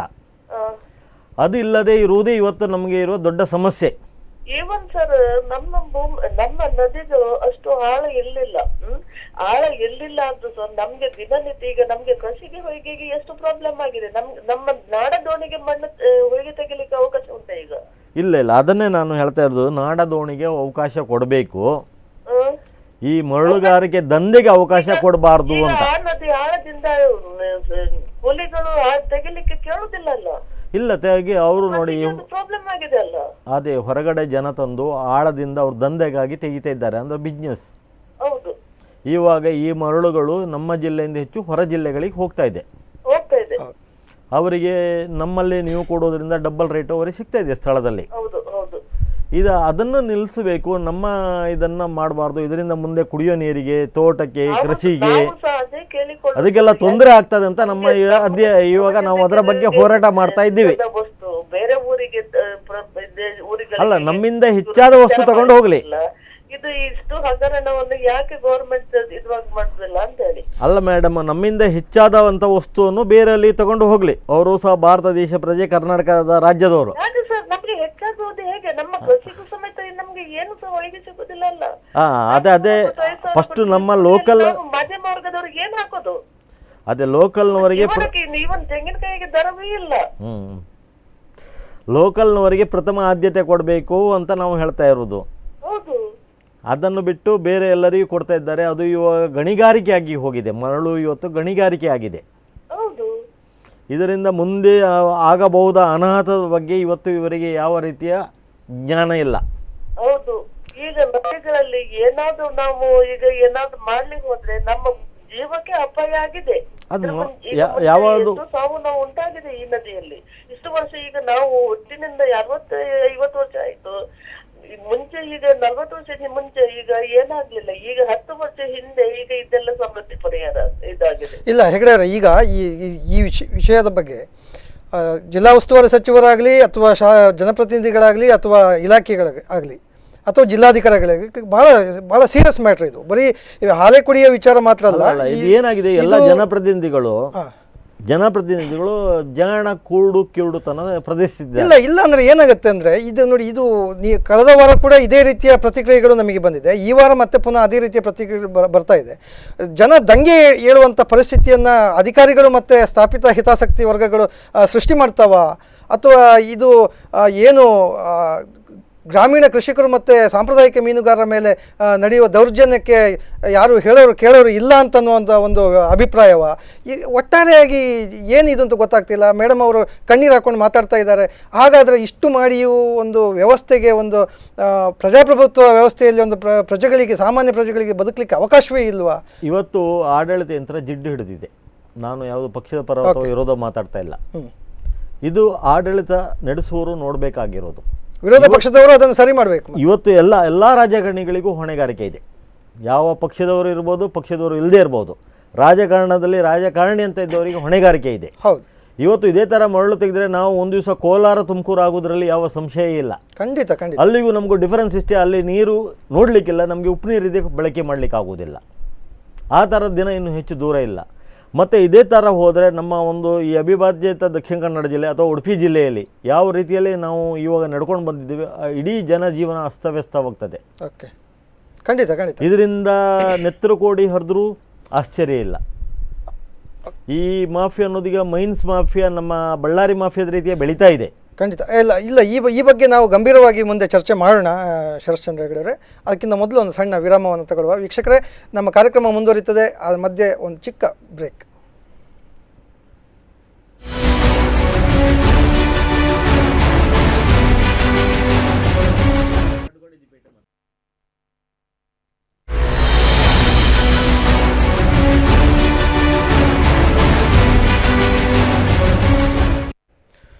ವೀಕ್ಷಕರೇ, ಪಬ್ಲಿಕ್ ಮೇಲ್ ಕಾರ್ಯಕ್ರಮಕ್ಕೆ ಮತ್ತೊಮ್ಮೆ ತಮಗೆಲ್ಲ ಸ್ವಾಗತ. ಈಗ ನಾವು ಮರಳುಗಾರಿಕೆಯ ಬಗ್ಗೆ ಈ ವಾರದ ಪಬ್ಲಿಕ್ ಮೇಲ್ ಕಾರ್ಯಕ್ರಮದಲ್ಲಿ ಚರ್ಚೆ ಮಾಡ್ತಾ ಇದ್ವಿ. ನಮ್ಮ ಜೊತೆಗೆ ಶರಶ್ಚಂದ್ರ ಹೆಗಡೆ ಅವರಿದ್ದಾರೆ. ಹೆಗಡೆ ಅವರೇ, ನಾವೀಗ ಮರಳುಗಾರಿಕೆಯ ಏನು ಆಳ, ಅಗಲ, ನೀರು, ತುಮಕೂರು, ಇದರ ಬಗ್ಗೆ ರಾಷ್ಟ್ರೀಯ ಹಸಿರು ನ್ಯಾಯಾಲಯ 13 ಜನವರಿ 2015 ಒಂದು ಮಹತ್ವದ ತೀರ್ಪು ಕೊಟ್ಟಿದೆ. ಅದರಲ್ಲಿ ಕೆಲವೊಂದು ಗೈಡ್ಲೈನ್ಸ್ ಕೊಟ್ಟಿದೆ. ಯಾವ್ಯಾವ ಥರ ಮಾಡಬೇಕು, ಅದಕ್ಕೆ ಯಾವ್ಯಾವ ಕಮಿಟಿ ಮಾಡಬೇಕು. ಇದಕ್ಕೆ 3 ಥರದ ಸ್ಟೇಜ್ ಕಮಿಟಿಗಳು ಹೇಳಿದೆ. ಒಂದು ರಾಷ್ಟ್ರ ಮಟ್ಟದಲ್ಲಿ, ಒಂದು ರಾಜ್ಯ ಮಟ್ಟದಲ್ಲಿ, ಇನ್ನೊಂದು ಜಿಲ್ಲಾ ಮಟ್ಟದಲ್ಲಿ. ಓಕೆ. ಒಂದು ಫಸ್ಟು ಆ ಮೈನ್ಸು ಅಲ್ಲಿ ಇದೇ ಇಲ್ಲವೋ ಅಂತ ನೋಡುವಂಥ ಕಮಿಟಿ, 3 ಸದಸ್ಯರ ಕಮಿಟಿ. ಅದಕ್ಕೆ ಜಿಲ್ಲಾಧಿಕಾರಿಗಳು ಅಧ್ಯಕ್ಷರು. ಎರಡನೇ ಆ ಕಮಿಟಿಯಲ್ಲಿ ಅದು ಉಸ್ತುವಾರಿ ನೋಡಿಕೊಳ್ಳುವಂಥ ಕಮಿಟಿ, ಅದಕ್ಕೂ ಜಿಲ್ಲಾಧಿಕಾರಿಗಳು ಉಸ್ತುವಾರಿಗಳು. ಈ ನೋಡಿಕೊಳ್ಳುವಂಥ ಕಮಿಟಿಯಲ್ಲಿ 3 ಜನ ಎಕ್ಸ್ಪರ್ಟು, 4 ಜನ ಡಿಪಾರ್ಟ್ಮೆಂಟ್, 5 ಜನ ಡಿಪಾರ್ಟ್ಮೆಂಟ್ನವರಿದ್ದಾರೆ. ಇದೆಲ್ಲ ಹಸಿರು ಪೀಠದ ಆದೇಶದಂತೆ ಇರುವಂಥದ್ದು. ಇವತ್ತು ಏನಾಗ್ತಾ ಇದೆ ಅಂತ ಹೇಳಿದ್ರೆ ನಮ್ಮ ಜಿಲ್ಲೆಯಲ್ಲಿ ಏನಿತ್ತು ಇದು ಆ್ಯಕ್ಟಲ್ಲಿ ಅಂದರೆ ಅವರು ಇವಾಗ ಗಣಿಗಾರಿಕೆ ಮಾಡಬೇಕಿದ್ದ ಮುಂಚೆನಲ್ಲಿ ಒಂದು ಫಸ್ಟಾಗಿ ಸರ್ವೆ ಮಾಡಬೇಕು.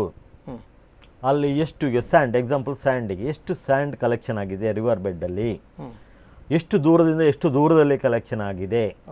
ಆ ಸ್ಯಾಂಡು ತೆಗೆಯೋದು, ಆ ಮರಳು ತೆಗೆಯೋದ್ರಿಂದ ಆ ನದಿಗೆ ಅಥವಾ ಅಲ್ಲಿರುವ ಜಲಚರಗಳಿಗೆ ಅಥವಾ ಕೃಷಿ ಭೂಮಿಗೆ ಯಾವುದೇ ತೊಂದರೆ ಬರುವುದಿಲ್ವೋ, ಅದರಿಂದ ಕೆಲವೊಂದು ಮರ, ಕಾಂಡಲ್ ಮರ, ಇದೆಲ್ಲ ಮರಗಳಿದೆ, ಫಾರೆಸ್ಟ್ ಮರಗಳು, ಅದು ನಾಶವಾಗೋದಿಲ್ವೋ, ಅದನ್ನೆಲ್ಲ ಈ ಕಮಿಟಿಯವರು ಫಸ್ಟ್ ತಿಳಿದು ಅದಕ್ಕೆ ಸ್ಯಾಟಲೈಟ್ ಮೂಲಕ ನೋಡಿ ಇದು ಮಾಡ್ಬೋದು, ಅಥವಾ ಸೆನ್ಸರ್ ಮೆಥಡ್ ಯೂಸ್ ಮಾಡ್ಬೋದು.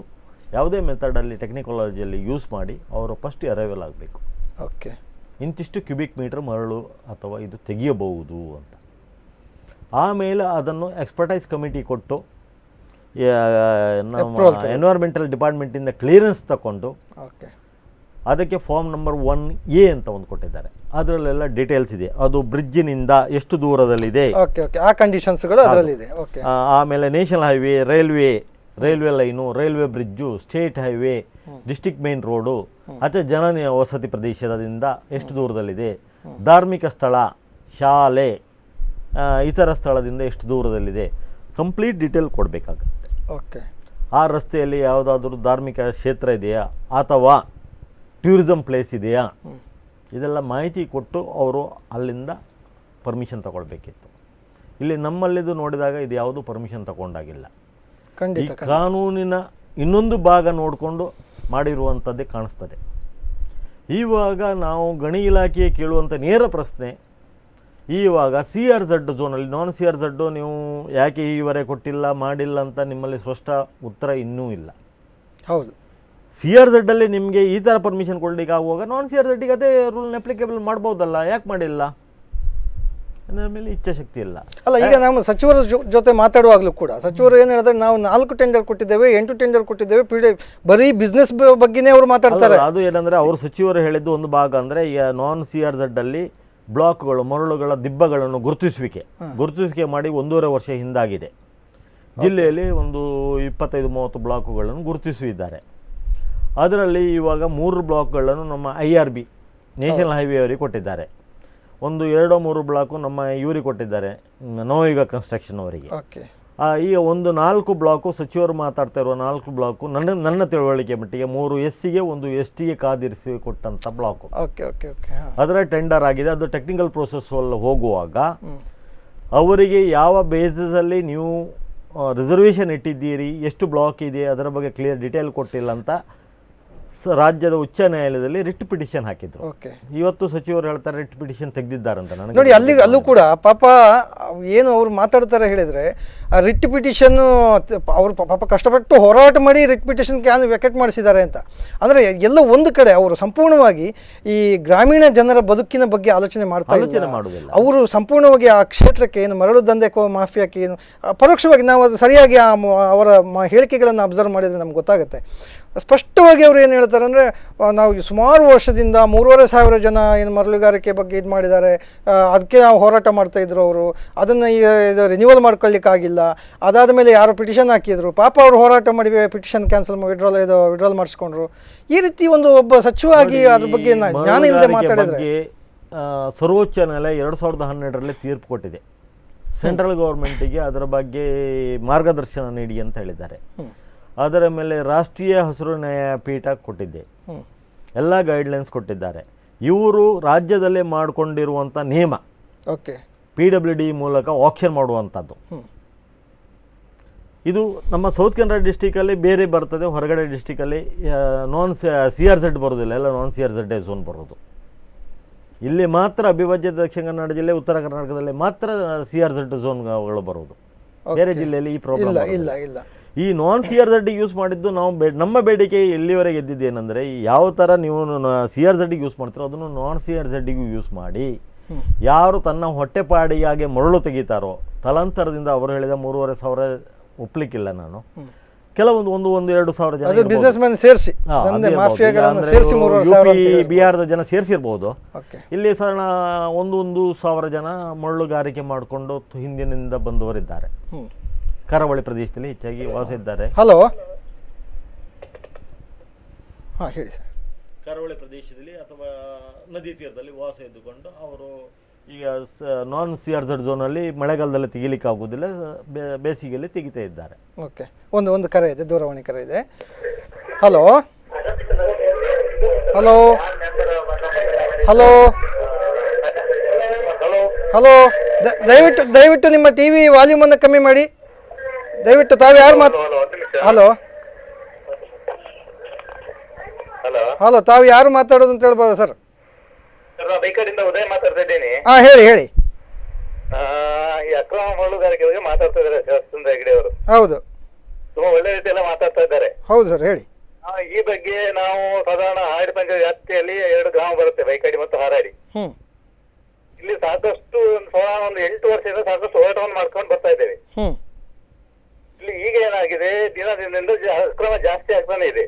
ಓಕೆ, ನಾವು ಪ್ರತಿಭಟನೆಗೆ ಹೋದ್ರೆ ನಮ್ಗೆ ಧಮಕಿ ಕೊಡ್ತಾರೆ, ಸ್ಟೇಷನ್ಗೆ ಹೋಗಿ ಕಂಪ್ಲೇಂಟ್ ಕೊಡ್ತಾರೆ, ಅಲ್ಲಿ ನಮ್ಮ ಮೇಲೆ FIR ಆಗ್ತಾರೆ ಅಂತ ಅವ್ರು ನಮ್ಮನ್ನ ದಬಾಯಿಸ್ತಾರೆ. ಹೌದು, ಖಂಡಿತ ಅವ್ರು ಮಾಡೋದು ಅದನ್ನೇ.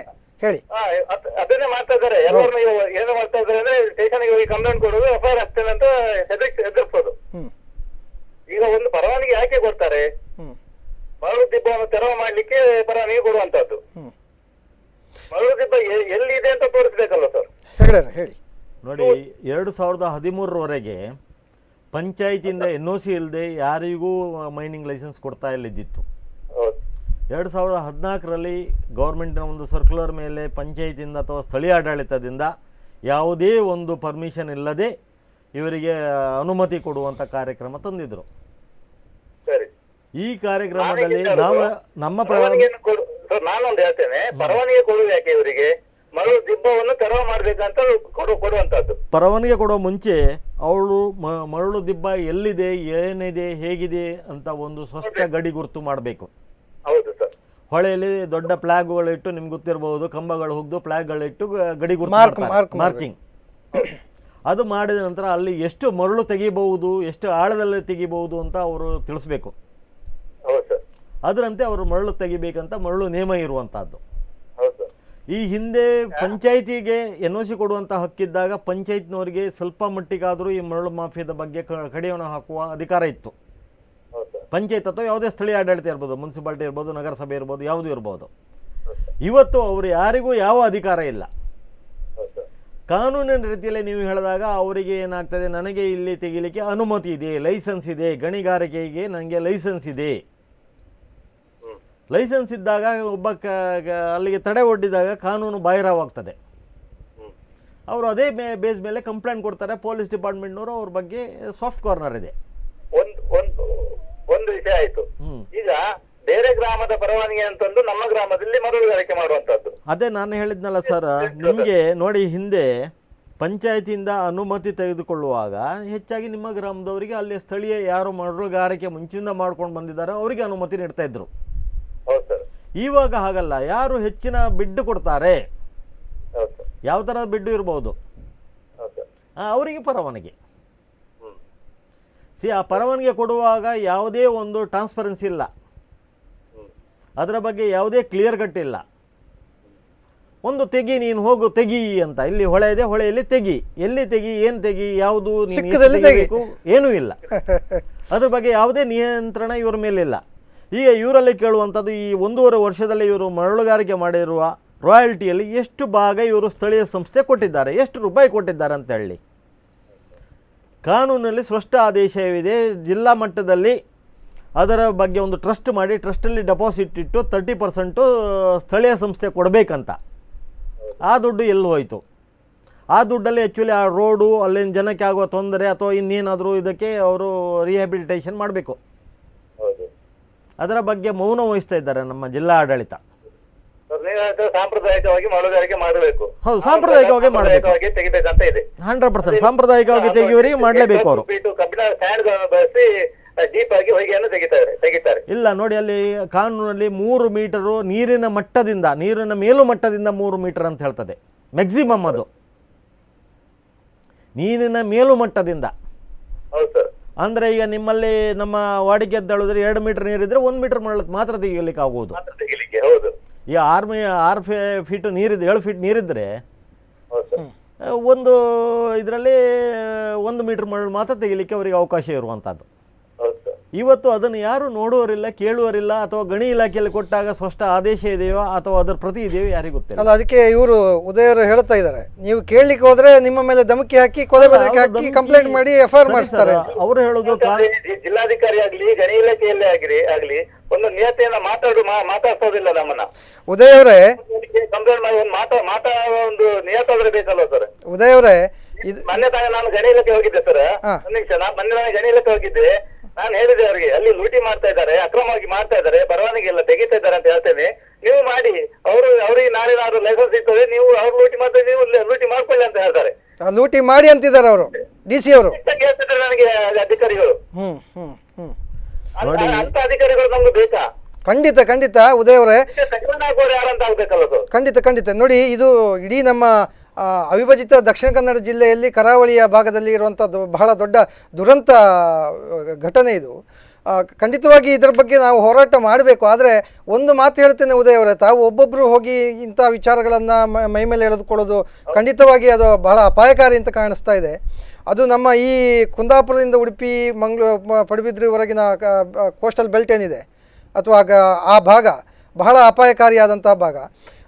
ಬಹುಶಃ ನೀವು ಸಂಘಟಿತವಾಗಿ ಒಂದು ಹೋರಾಟವನ್ನು ನೀವು ಮಾಡೋದಾದರೆ, ಸಂಘಟಿತವಾಗಿ ಹೋರಾಟ ಮಾಡೋದಾದರೆ, ನಿಮ್ಮ ಸಮಾನ ಮನಸ್ಕರು ಯಾರು ನಿಮ್ಮ ನಿಜವಾಗ್ಲೂ ಅಲ್ಲಿ ಅಭಿವೃದ್ಧಿಯ ಬಗ್ಗೆ ಕಾಳಜಿದ್ದವರು ಮಾಡೋದಾದರೆ, ಖಂಡಿತವಾಗಿ ನಮ್ಮ ಸ್ಪಂದನ ವಾಹಿನಿ ನಿಮ್ಮ ಜೊತೆಗಿರ್ತದೆ. ನಮ್ಮ ಶರಶ್ಚಂದ್ರ ಹೆಗಡೆ ಅವರು ಸೇರಿದಂತೆ ಹಲವಾರು ಸಾಮಾಜಿಕ ಕಾರ್ಯಕರ್ತರು ನಿಮ್ಮ ಜೊತೆಗಿರ್ತಾರೆ ಅಂತ ಹೇಳ್ತೇವೆ. ಖಂಡಿತ ನಮ್ಮಲ್ಲಿ ಸಾಕಷ್ಟು ನಾವು ಕಂಪ್ಲೇಂಟ್ ಕೊಟ್ಟ ಎಲ್ಲ ದಾಖಲೆಗಳು ನಮ್ಮ ಹತ್ರ ಇದೆ. ಖಂಡಿತ ಎಲ್ಲದೂ ನಮ್ಮ ಹತ್ರ ಇದೆ. ನಾನೊಂದು ಟೈಮ್ ತಗೊಂಡು ಭೇಟಿ ಆಗ್ತೇನೆ ಸರ್. ಖಂಡಿತ ಧನ್ಯವಾದಗಳು ಉದಯ್ ಅವರೇ, ಕರೆ ಮಾಡಿದ್ದಕ್ಕೆ. ಓಕೆ. ಇವತ್ತು ಎಲ್ಲ ಕಡೆ ಪ್ರಾಬ್ಲಮ್ ಏನಂದರೆ ನಮ್ಮ ಗಣಿ ಇಲಾಖೆಯ ಕಿರುಡುತನ. ಖಂಡಿತ ಹೆಗಡೆ ಒಂದು ನಾವು ಬಹಳ ಗಂಭೀರವಾದ ಮಾತುಗಳನ್ನ ಅವರು ಮಾತಾಡಿದ್ದಾರೆ. ಎಷ್ಟು ಬೆದರಿಕೆಯ ಒಂದು ಜೀವನ ನಡೆಸ್ತಾರೆ ಒಂದು ಸಲ ಮಾತಾಡಿದರೆ. ಅದರ ಬಗ್ಗೆ ಒಂದು ಚರ್ಚೆ ಮಾಡೋಣ ಒಂದು ಸಣ್ಣ ವಿರಾಮದ ನಂತರ. ವೀಕ್ಷಕರೇ, ನಾವು ತೆಗೆದುಕೊಳ್ತಿದ್ದೇವೆ ಒಂದು ಸಣ್ಣ ಬ್ರೇಕ್.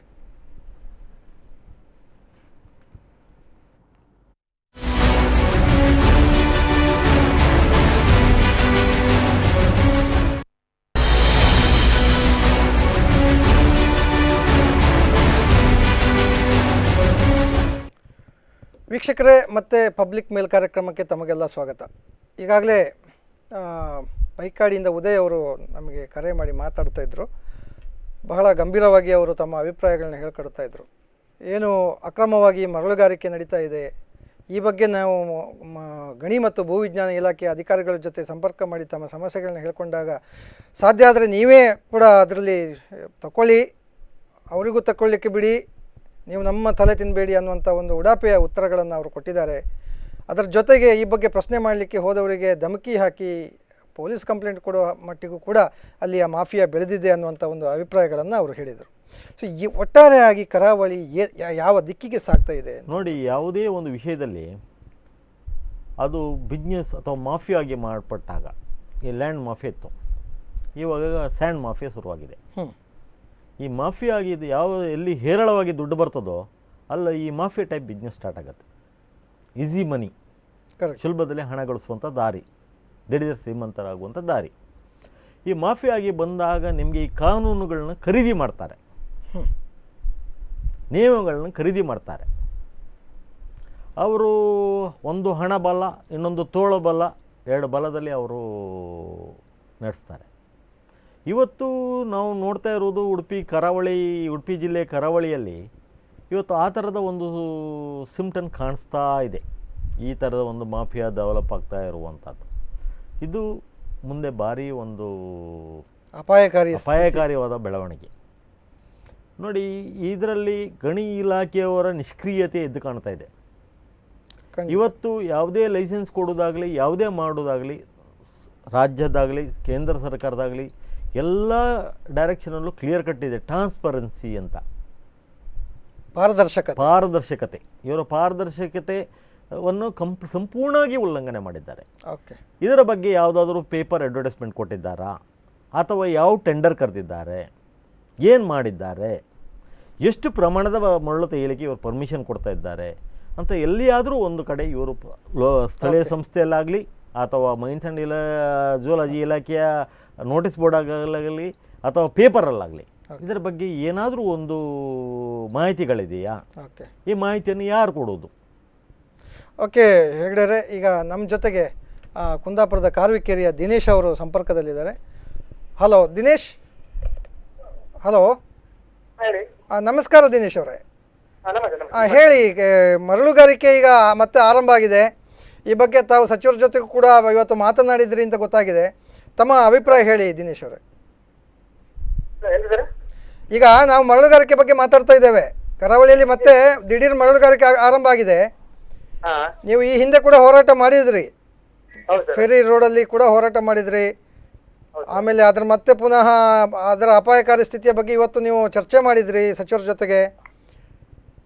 ಸೊ ನಿಮ್ಮ ಅಭಿಪ್ರಾಯ ಏನು? ನಿಮ್ಮ ಅಭಿಪ್ರಾಯ. ಹಲೋ, ಕೇಳ್ತಾ ಇದೆಯಾ ನಾನು ಮಾತಾಡ್ತಿರೋದು? ಅದೇ ನಿಮ್ಮ ಈಗ ಮರಳುಗಾರಿಕೆ ಬಗ್ಗೆ ನಿಮ್ಮ ಅಭಿಪ್ರಾಯ ಹೇಳಿ. ಖಂಡಿತವಾಗ್ಲೂ ಸರ್, ನಮ್ಮ ಏರಿಯಾದಲ್ಲಿ ಸರ್ ಖಂಡಿತವಾಗಿ ಬಂದಾಗಿದೆ ಸರ್. ಯಾಕಂದ್ರೆ ಎಂತ ಗೊತ್ತಾರ, ನಮಗೆ ಮೀನುಗಾರರಿಗೆ ಒಬ್ಬರಿಗೋಸ್ಕರ ನಾನು ತುಂಬಾ ಸಮಸ್ಯೆ ಆಗ್ತದೆ ಸರ್. ಏನ್ ಸಮಸ್ಯೆ ಆಗ್ತಿದೆ ದಿನೇಶ್? ಏನ್ ಸರ್ ಏನ್ ಸಮಸ್ಯೆ ಆಗ್ತಾ ಇದೆ ನಿಮಗೆ? ಸರ್ ಸಮಸ್ಯೆ ಏನಿಲ್ಲ ಸರ್, ಸಮಸ್ಯೆ ಅಂತ ನಮ್ಮ ಮೀನುಗಾರರ ಸಮಸ್ಯೆ ಆಗ್ತದೆ ಅಂತ ಗೊತ್ತು. ನಾವ್ ಎಲ್ಲಿ ಬೇಕಾದ್ರೆ ಮಾಡ್ಲಕ್ ಸರ್. ಈಗ ನಾವು ಅವರಿಗೆ ಅವಕಾಶ ಕೊಟ್ಟಿದ್ದೇವೆ, ಇದಕ್ಕಿಂತ ಆಚೆ ಮಾಡ್ಲಿಕ್ಕೆ ಅವಕಾಶ ಕೊಟ್ಟಿದ್ದೇವೆ ಸರ್ ನಾವು. ಯಾಕಂದ್ರೆ ಎಲ್ಲ ಸಮಸ್ಯೆ ಅದು ನಮ್ಮ ಮೀನುಗಾರಿಕೆ ಕೆರೆನೆ. ಆದ್ರೆ ನಾವು ಬ್ರಿಡ್ಜಿಗಿಂತ ಆಚೆಗೆ ಅವರಿಗೆ ಅವಕಾಶ ಕೊಟ್ಟಿದ್ದೇವೆ. ಬ್ರಿಡ್ಜಿಗಿಂತ ಈಚೆಗೆ ನಾವು ಮೀನುಗಾರಿಕೆ ಅವಕಾಶ ಕೊಡ್ಲಿಕ್ಕೆ ಮಾತಾಡಿದೆ.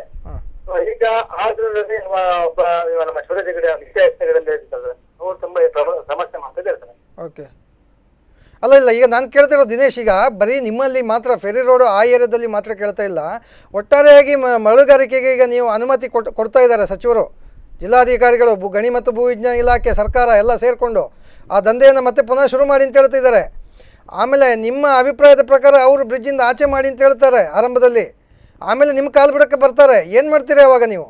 ಬರೀ ನಿಮ್ಮ ಮಾತ್ರ ನನ್ನ ಜಾಗದಲ್ಲಿ ಮಾಡಬೇಡಿ, ನಮಗೆ ಮೀನುಗಾರಿಕೆ ದೋಣಿ ಬರುವಲ್ಲಿ ಮಾತ್ರ ಮಾಡಬೇಡಿ ಅಂತ ಹೇಳೋದ ವಿಚಾರವಾ, ಅಥವಾ ಒಟ್ಟಾರೆಯಾಗಿ ಅಕ್ರಮವಾಗಿ ಮಾಡ್ತಾ ಇರುವಂಥ ಮರಳುಗಾರಿಕೆಯನ್ನು CRZ ಏರಿಯಾದಲ್ಲಿ ಮಾಡ್ತಾ ಇದ್ದಾರೆ ಅದು ತಪ್ಪು ಅಂತ ಹೇಳ್ತಿದ್ದೀರಾ, ಹೇಗೆ ಅಂತ? ಇಲ್ಲ ಸರ್, ತಮ್ಮ ಒಂದು ಸಹಕಾರ ಸಿಗ್ತದೆ ಸರ್. ಎಲ್ಲದಕ್ಕೂ ನಾವು ಇದು ಮಾಡ್ತೇವೆ ಸರ್, ಎಲ್ಲದಕ್ಕೂ ನಾವು ಎಲ್ಲ ಬದ್ಧರಾಗಿದ್ದೀವಿ ಸರ್. ಆದ್ರೆ ಯಾವ್ದಕ್ಕಂದ್ರೆ ಸದ್ಯಕ್ಕೆ ನಮ್ಗೆ ಯಾವ್ದು ಒಂದು ಸಹಕಾರ ಸಿಗ್ತಾ ಇಲ್ಲ ಸರ್. ಕೇವಲ ಮೀನುಗಾರಿಕೆ ಮತ್ತೆ ಮಾತ್ರ ನಾವು ಒಂದು ಒಪ್ಪಂದ ಮಾಡ್ಕೊಂಡ್ರೆ ಸರ್, ಬ್ರಿಡ್ಜಿಗೆ ಆಚೆಗೆ ಅವ್ರು ಮಾಡ್ಲಿ, ಬ್ರಿಡ್ಜಿಗೆ ನಾವು ಮಾಡ್ತೀವಿ ಅಂದಿದೆ ಸರ್. ಅಲ್ಲಿ ನೀವು ಮೀನುಗಾರಿಕೆ ಮಾಡ್ತಾ ಇಲ್ಲ ಈಗ? ಇಲ್ಲ ಸರ್, ಆಚೆಗೆ ಮಾಡ್ತಾನೆ ಇಲ್ಲ ಸರ್. ನಮ್ದು ಅವಕಾಶ ಸಿಗ್ತದೆ. ಅದು ಆಕ್ಚುಲಿ ವೆರಿ ವೆರಿ ವೆಲ್ ಒಳ್ಳೆ ಏರಿಯಾ ಸರ್. ಅದು ಆಚೆಗೆ ಬ್ರಿಡ್ಜಿಗಿಂತ ಆಚೆಗೆ ಒಳ್ಳೆ ಏರಿಯಾ ಅದ. ಆದ್ರೂ ನಾವು ಯಾಕಂದ್ರೆ ಅವರಿಗೆ ಸಮೇತ ಸಮಸ್ಯೆ ಆಗ್ಬಾರ್ದು ಅಂತೇಳಿ ಅವ್ರಿಗೆ ಅಂಡರ್ಸ್ಟ್ಯಾಂಡಿಂಗ್ ಮಾಡ್ಕೊಂಡಿದ್ದೀರಿ ನೀವು? ಅಲ್ಲೇ ಸರ್, ನನಗೆ ಏನು ತಗೊಳ್ಳಿದ್ದು ಏನು ಆಗಿಲ್ಲ ಸರ್. ಬಟ್ ಎಂತಕ್ಕಂದ್ರೆ ಅವ್ರಿಗೆ ಈಚೆ ಬರಬಾರ್ದು, ನಾವು ಆಚೆ ಹೋಗ್ಬಾರ್ದು, ಹಾಗೆ ಮಾಡ್ಕೊಂಡಿದ್ದೀವಿ ಸರ್. ಮತ್ತೆ ಅಂಡರ್ಸ್ಟ್ಯಾಂಡ್ ಅಂತ ಸರ್. Okay okay. ಏನು ಹೇಳಿದ್ರು ಸಚಿವರು ಇವತ್ತು ಈ ಬಗ್ಗೆ? ಸರ್, ನಾನು ಸಚಿವ ಇವತ್ತು ಮಾತಾಡಿದ್ದೀನಿ ಸರ್. ತುಂಬಾ ಮಾತಾಡಿದ್ದೀನಿ ಸರ್. ಯಾಕಂದ್ರೆ ಸರ್, ಮೊನ್ನೆ ಒಂದು ಆರ್ಎನ್ ಶೆಟ್ಟಿ ಹಾಲ್ ಅಲ್ಲಿ ಇದು ನೀವು ನಿಮ್ಮ ಎಲ್ಲ ಮಾಧ್ಯಮದವರು ಬಂದಿದ್ದೀರಿ ಸರ್. ಅಲ್ಲಿ ಹೇಳಿದವಾಗ ಓಪನ್ ಆಗಿ ನಮ್ಮ DC ಅವರು ನಂಗೆ ಹೇಳಿದೆ ಸರ್, ದಿನೇಶ್ ಕಾರ್ಯ ಅವರು ಇದು ಮಾಡುದಿಲ್ಲ, ಇದನ್ನು ನೀವು ನಿಮ್ಮ ಬ್ರಿಡ್ಜಿಗೆ ಈಚೆಗೆ ಯಾರು ನಾವು ಮಾಡ್ಲಿಕ್ಕೆ ಬಿಡುದಿಲ್ಲ, ಮತ್ತೆ ನೀತಿ ಆಯೋಗದವರಿಗೆ ನಾವು ಖಂಡಿತ ಮಾಡ್ಲಿಕ್ಕೆ ಬಿಡುದಿಲ್ಲ ಅಂತ ಆಶ್ವಾಸನೆ ಕೊಟ್ಟಿದ್ದೀವಿ ಸರ್. ಅದನ್ನು ಅವ್ರು ಕೊಟ್ಟಿದ್ದಾರೆ ಸರ್. ಅದಕ್ಕೆ ನಂಗೆ ತುಂಬಾ ಬೇಕಾಗಿತ್ತು ಸರ್. ಅಲ್ಲಲ್ಲ, ಈಗ ಮತ್ತೆ ಪುನಃ ಶುರು ಮಾಡ್ತಾರಲ್ಲ ಈಗ ವಾಪಸ್. ಮತ್ತೀಗ CRZ ಅಲ್ಲಿ ನಿಮಗೆ ಟೆಂಡರ್ ಇದು ಏನು ಅದರದ್ದು ಫೀಸು ಏನು ಎಲ್ಲ ಕಟ್ಟಲಿಕ್ಕಿದೆ ಸರ್ಕಾರಕ್ಕೆ, ಟ್ಯಾಕ್ಸು ಎಲ್ಲ ಕಟ್ಟಿ ಈಗ ಮತ್ತೆ ಪುನಃ ಶುರು ಮಾಡ್ತಾ ಇದ್ದಾರಲ್ಲ. ಈ ಕೆಲವು ಕಡೆ ಶುರು ಆಗಿದೆ. ಆವಾಗ ಸಚಿವರು ಹೇಳಿದರು 4 ಕಡೆ ಎಕ್ಸ್ಟ್ರಾ ಟೆಂಡರ್ ಕೊಡ್ತಾ ಇದ್ದೇವೆ ನಾವು, ಆಮೇಲೆ 3,500 ಜನ ಅದರ ಆಕಾಂಕ್ಷಿಗಳಿದ್ದಾರೆ, ನಾವು ಮರಳುಗಾರಿಕೆ ಮಾಡ್ತೇವೆ ಅಂತ ಹೇಳುವವರು ಅಂತ. ಈ ಬಗ್ಗೆ ನೀವು ಇವತ್ತು ಹೇಳಿದ್ದು ಕೇಳಿಲ್ವಾ ನೀವು? ಇವ್ರದ್ದು ಸಚಿವರು ಸೊರಕೆ ವಿನಯ್ ಕುಮಾರ್ ಸೊರಕೆ ಹೇಳಿದ್ದು ಸಚಿವರಿಗೆ ನಾವು ಮನವಿ ಮಾಡಿದ್ದೇವೆ ಸರ್. ಅವ್ರು ಆಲ್ರೆಡಿ ಅದಕ್ಕೆ ಸ್ಪಂದಿಸಿ ಅವರಿಗೆ ಆಲ್ರೆಡಿ ಗಣಿ ಇಲಾಖೆ ಕಾಲ್ ಮಾಡಿ ಹೇಳಿದೆ ಸರ್. ಬಟ್ ಒಂದೇ ಒಂದು ತಮ್ಮ ಒಂದು ರಿಕ್ವೆಸ್ಟ್ ಇದೆ ಸರ್. ಸಪೋಸ್ ಈ ಜಾಗದಲ್ಲಿ ಅವ್ರಿಗೆ ಕೊಟ್ಟಿದೆ ಸರ್, ಹಿಂಸೆ ಆಗುತ್ತೆ ಸರ್. ಹಿಂಸೆ ಅಂದ್ರೆ ಏನ್ ಆಗ್ಬೋದು ಸರ್. ಯಾಕಂದ್ರೆ ನಾವು ಇಷ್ಟ ತನಕ ನಾವು ಒಳ್ಳೆ ಮಾತಾಡ್ತಿದ್ದೇವೆ ಸರ್. ಒಂದೇ ರಿಕ್ವೆಸ್ಟ್ ಮಾಡ್ಕೊಂಡು ಇದು ಮಾಡ್ತಿದ್ದೇವೆ ಸರ್ ನಮ್ಮ ಪಬ್ಲಿಕ್. ಯಾಕಂದ್ರೆ ಒಂದು 7-8 ಜನ ಮಾಡೋದಿಲ್ಲ ಸರ್. ಅವರಿಗೆ ನಾನು ತಡೆ ಹೇಳ್ತೇನೆ ಸರ್. ಈಗ ನಾವು ಹೋಗ್ಲಿಕ್ಕೆ ಹೇಳಿದ್ರೆ ಎಲ್ಲ ಧ್ವಂಸ ಮಾಡಿಬಿಡ್ತಾರೆ. ಅದು ನಾನು ಇವತ್ತು ತೊಳಕೆರೆಗೆ ಹೇಳ್ತೇನೆ. ಅಲ್ಲ, ನೀವು ಕಾನೂನು ಕೈಗೆತ್ತಿಕೊಳ್ಳೋ ಬಗ್ಗೆ ನಾವು ಅದನ್ನು ಸಪೋರ್ಟ್ ಮಾಡೋದಿಲ್ಲ. ಏನು ಕಾನೂನು ಏನಿದೆ ಅದು ಯಾರು ಮಾಡಬೇಕು ಅದನ್ನು ಅವರೇ ಮಾಡಬೇಕು. ಆದರೆ ಒಂದು ಹೇಳಬಲ್ಲೆ, ನೀವು ಸಂಘಟಿತವಾಗಿ ಹೋರಾಟ ಮಾಡಿದರೆ ನಿಮಗೆ ಗೆಲುವು ಸಿಗುತ್ತೆ. ನಾವು ನಿಮ್ಮ ಜೊತೆಗೆ ಸ್ಪಂದನ ವಾಹಿನಿಯವರು ನಾವು ನಿಮ್ಮ ನ್ಯಾಯಯುತ ಹೋರಾಟಕ್ಕೆ ನಾವು ಬೆಂಬಲ ಕೊಡ್ತೇವೆ. ಅಲ್ಲ ಸರ್, ನೀವು ಸ್ಪಂದನ ವಾಹಿನಿ ನಂಗೆ ನಿಜವಾಗ್ಲಿ ಸರ್ ನಿಮ್ಮ ಬಗ್ಗೆ ನಮ್ಗೆ ತುಂಬಾ ಥ್ಯಾಂಕ್ಸ್. ಯಾಕಂದ್ರೆ ಮೀನುಗಾರರ ಬಗ್ಗೆ ನೀವು ಇಷ್ಟೊಂದು ಕಾಳಜಿ ವಹಿಸ್ಕೊಂತಿದ್ದಾರೆ ಸರ್. ದಯವಿಟ್ಟು ನಿಮ್ಗೆ ಹ್ಯಾಟ್ಸಪ್ ಅಂತ ಹೇಳ್ತೀವಿ ಸರ್. ಬಟ್ ನಮ್ಮವ್ರು ನಂಗೆ ಮೋಸ ಮಾಡ್ತಿದ್ದಾರೆ. ನಮ್ಮವರೇ ಯಾರಂತ ಹೇಳಿದ್ರು ಸರ್, ನಾನು ಬಾಯ್ಬಿಟ್ಟು ಹೇಳಿದೆ, ನಮ್ಮವ್ರು ನಂಗೆ ಮೋಸ ಮಾಡ್ತಿದ್ದಾರೆ ಸರ್. ಬಟ್ ನೀವು ದಯವಿಟ್ಟು ನೀವು ನಮ್ಮೊಟ್ಟಿಗೆ ಇದ್ದೀರಿ ಸರ್. ದಯವಿಟ್ಟು ಬನ್ನಿ ಸರ್. ನ್ಯಾಯಯುತವಾದ ಹೋರಾಟಕ್ಕೆ ನಾವು ಯಾವತ್ತೂ ನಿಮ್ಮ ಜೊತೆಗಿರ್ತೇವೆ ದಿನೇಶ್ ಸರ್. ಯಾವತ್ತು ನೀವು ಯಾವತ್ತು ಸರ್ ನಿಮ್ಮ ಒಂದು ಹೆಲ್ಪ್ ಇಟ್ಕೊಂಡು ನಿಮ್ಮ ನೀವೇನು ಹೇಳ್ತೀರಿ? ಇಲ್ಲ ನೋಡಿ ದಿನೇಶ್ರೇ, ನಿಮ್ಮಲ್ಲಿ 2 ಇದೆ ಕಾರುಕೆರೆಯಲ್ಲಿ. ಒಂದು ಚಿಪ್ಪೆ ಕಾರ್ಮಿಕರಿದ್ದಾರೆ, ಒಂದು ಚಿಪ್ಪೆ ಕಾರ್ಮಿಕರು, ಚಿಪ್ಪೆ ತೆಗೆಯುವರು. ಹೌದು ಸರ್. ಇನ್ನೊಂದು ಮೀನುಗಾರಿಕೆಯರು, ಸಣ್ಣ ದೋಣಿ. ಹೌದು ಸರ್. ಈಗ ನೋಡಿ ಕಳ್ಸಲ ಮರಳುಗಾರಿಕೆ ಸ್ಟಾರ್ಟ್ ಆದಾಗ ಚಿಪ್ಪೆ ಕಾರ್ಮಿಕರಿಗೆ ಕೆಲಸ ಇಲ್ಲದಂತಾಗಿದೆ. ಹೌದು ಸರ್. ಈಗ ಮೀನುಗಾರಿಕೆಯಲ್ಲೇ ಹೊಳೆ ಹಾಳಾದ್ರಿಂದ ಮೀನುಗಾರಿಕೆ ಮಾಡಲಿಕ್ಕೂ ಆಗೋದಿಲ್ಲ. ಇಲ್ಲ ಸರ್. ಸೊ ಆದ್ದರಿಂದ ನಿಮ್ಮ ಸ್ಟ್ರೆಚ್ಚಲ್ಲಿ ಮತ್ತು ಒಂದು ಜನವಸತಿ ಪ್ರದೇಶ. ಹೌದು ಸರ್. ಅಲ್ಲಿ ಪರ ಊರಿಂದ ಒಂದು 200-300 ಜನ ತಗೊಂಡು ಬಂದು ಹೇಳಿದಾಗ ನಿಮ್ಮ ಒಂದು ಸೇಫ್ಟಿಯೂ ಕಷ್ಟಕ್ಕೆ ಹೋಗ್ತಾ ಇದೆ. ಹೌದು ಸರ್. ಇದು ನಿಮ್ಮ ಕಳಸಲದ ನಿಮ್ಮ ಬೇಡಿಕೆ, ನಿಮ್ಮ ಒಂದು ಸಂಕಷ್ಟಗಳು. ಹೌದು ಸರ್. ಈಗ ಅದರಿಂದ ಈ ಮರಳುಗಾರಿಕೆ ನಮ್ಮ ಒಂದು ಎಲ್ಲರ ಹೋರಾಟ ಏನಂದರೆ, ಈ CRZ ಅಲ್ಲಿ ಮಾಫಿಯಾ ರೀತಿಯಲ್ಲಿ ಬೆಳೆದಿರುವ ಮರಳುಗಾರಿಕೆಯನ್ನು ನಿಲ್ಲಿಸಬೇಕು. ಹೌದು ಸರ್. ಏನಾಗಿ ಸಾಂಪ್ರದಾಯಿಕವಾಗಿ ನಿಮ್ಮಂಥವರು ದೋಣಿಯಲ್ಲಿ ಮುಂಚೆ ತೆಗೀತಿದ್ದವರು ತೆಗೀಲಿಕ್ಕೆ ನಮ್ಮದು ಯಾವುದೇ ಅಭ್ಯಂತರವಿಲ್ಲ. ಓಕೆ. ನಮ್ಮ ಸ್ಥಳೀಯವಾಗಿ ಬಳಕೆ ಮಾಡಲು ಮರಳು ತೆಗೆಯಲು ಯಾವುದೇ ರೀತಿಯ ಇದಿಲ್ಲ. ಆದರೆ ಪ್ರಕೃತಿಯನ್ನು ನಾಶ ಮಾಡಿ ಮರಳು ತೆಗಿಬಾರ್ದು ಅಂತ ಒಂದು ನಮ್ಮ ಬೇಡಿಕೆ. ಹೌದು ಸರ್. ಅದೇ ಇದರಲ್ಲಿ ಸರಿ, ಅದಕ್ಕೆಲ್ಲ ನಾವೆಲ್ಲ ಒಟ್ಟಾಗಿ ಹೋರಾಟ ಮಾಡೋಣ ಸರ್. ಒಂದು ಸರ್, ದಯವಿಟ್ಟು ಸರ್ ನಿಮ್ಗೆ ನಿಮ್ಮ ಈ ಸಂಘಟನೆಗೆ ಅಥವಾ ನೀವು ನಿಮ್ಗೆ ನಾನು ಋಣಿ ಆಗ್ತೀನಿ ಸರ್. ದಯವಿಟ್ಟು ನಂಗೆ ಸ್ವಲ್ಪ ಒಂದು ಸಪೋರ್ಟ್ ಕೊಡಿ ಸರ್. ನಾ ಖಂಡಿತವಾಗ್ಲು ನಿಮ್ಮ ಏನೇ ಇರಲಿ ಸರ್, ದಯವಿಟ್ಟು ಒಂದು ಯಾವುದೇ ಬಗ್ಗೆ ಸರ್ ನಾ ಇದು ಮಾಡಿ ಸಪೋರ್ಟ್ ಕೊಡಿ ಸರ್. ಇಲ್ಲ, ನಿಮ್ಮ ನಮ್ಮ ಇಡೀ ಸಮಾಜ ನಿಮ್ಮೊಟ್ಟಿಗೆ ಸರ್. ಕಾನೂನುಬದ್ಧ ಎಲ್ಲ ಹೋರಾಟಕ್ಕೂ ನಾವು ಇದ್ದೇವೆ ಸರ್. ನೀವು ಸ್ವಲ್ಪ ಮುಂದುವರಿಸ್ತೀವಿ ಸರ್. ನಿಮ್ಮ ಇಡೀ ಸಮಾಜ, ನಮ್ಮ ಸಮಾಜ ನಿಮ್ಮೊಟ್ಟಿಗೆ ಇದೆ ಸರ್. ಅದರಲ್ಲಿ ಕಳ್ಳರು ಇದ್ದಾರೆ ಸರ್. ಅದು ಕಳ್ಳರನ್ನು ಬಿಟ್ಟು ನಾವು ಖಂಡಿತವಾಗಿ ಮಾಡ್ತೀವಿ. ಎಲ್ಲ ಸಮಾಜದಲ್ಲಿ ಎಲ್ಲರೂ ಇದ್ದಾರೆ, ಇರಬೇಕಾದ ಇದ್ರೇನೆ ಸಮಾಜ ಆಗೋದು. ನೀವು ಇಬ್ಬರಿಂದ ಆಗೋದಿಲ್ಲ, ಎಲ್ಲ ಸೇರಿದ್ರೆ ಮಾತ್ರ ಹೋರಾಟ ಆಗೋದು. ಇಲ್ಲ ಸರ್, ನೀವು ಸ್ವಲ್ಪ ನಮ್ಗೆ ಆಕ್ಚುಲಿ ಎಂತ ಗೊತ್ತಾರೆ, we are the uneducated people sir. We are ನಮ್ಗೆ ನಮ್ಮ ಅನ್ಎಜುಕೇಟೆಡ್ ಜಾಸ್ತಿ ಇದೆ ಸರ್. ಅವರಿಗೆ ಯಾವ ರೀತಿಯಲ್ಲಿ ಹೋಗ್ಬೇಕು, ಯಾವ ಎಂತದ್ದು ಮಾಡ್ಬೇಕಂದ್ರೆ ಅವ್ರಿಗೆ ಗೊತ್ತಿಲ್ಲ ಸರ್. ನಾವು ದಯವಿಟ್ಟು ಸ್ವಲ್ಪ ಸಪೋರ್ಟ್ ಮಾಡ್ತಾ ನಮ್ಗೆ ಮಾರ್ಗದರ್ಶನ ಕೊಟ್ಟು ಸರ್. ನಾವು ದಯವಿಟ್ಟು ಇದಕ್ಕೆ ನಾವು ಖಂಡಿತವಾಗ್ಲೂ ನಮ್ಗೆ ಸ್ಪಂದಿಸ್ತೀವಿ ಸರ್. ದಯವಿಟ್ಟು ಸರ್. ಖಂಡಿತ ಖಂಡಿತ ದಿನೇಶ್ ಖಂಡಿತವಾಗಿ ಅವರೇ, ನಿಮ್ಮ ಹೋರಾಟಕ್ಕೆ ನಮ್ಮ ಬೆಂಬಲವಿದೆ. ಇಷ್ಟೊತ್ತು ನಮ್ಮ ಜೊತೆಗೆ ಮಾತನಾಡಿ ತಮ್ಮ ಅಭಿಪ್ರಾಯ ಹಂಚಿಕೊಳ್ಳೋದಕ್ಕೆ ಧನ್ಯವಾದಗಳು ದಿನೇಶ್. ಓಕೆ. ನೋಡಿ, ತುಂಬ ಸಲ ಏನಾಗುತ್ತೆ ಅಂತ ಹೇಳಿದ್ರೆ, ಇವರು ಈಗ ಮಾಹಿತಿ ಇಲ್ಲ ನಮಗೆ, ನಾವು ಏನು ಮಾಡಬೇಕು ಅಂತ ಗೊತ್ತಿಲ್ಲ, ನಾವು ಯಾರ ಜೊತೆ ಎಕ್ಸ್ಪ್ರೆಸ್ ಮಾಡ್ಕೊಳ್ಬೇಕು. ಮಾಹಿತಿ ಅಂತ ಹೇಳಿದರೆ ಅಲ್ಲಿರುವ ಸ್ಥಳೀಯ ಆಡಳಿತ ಕುಂದಾಪುರ ಪುರಸಭೆ ಅವರಿಗೆ ಮಾಹಿತಿ ಇಲ್ಲ.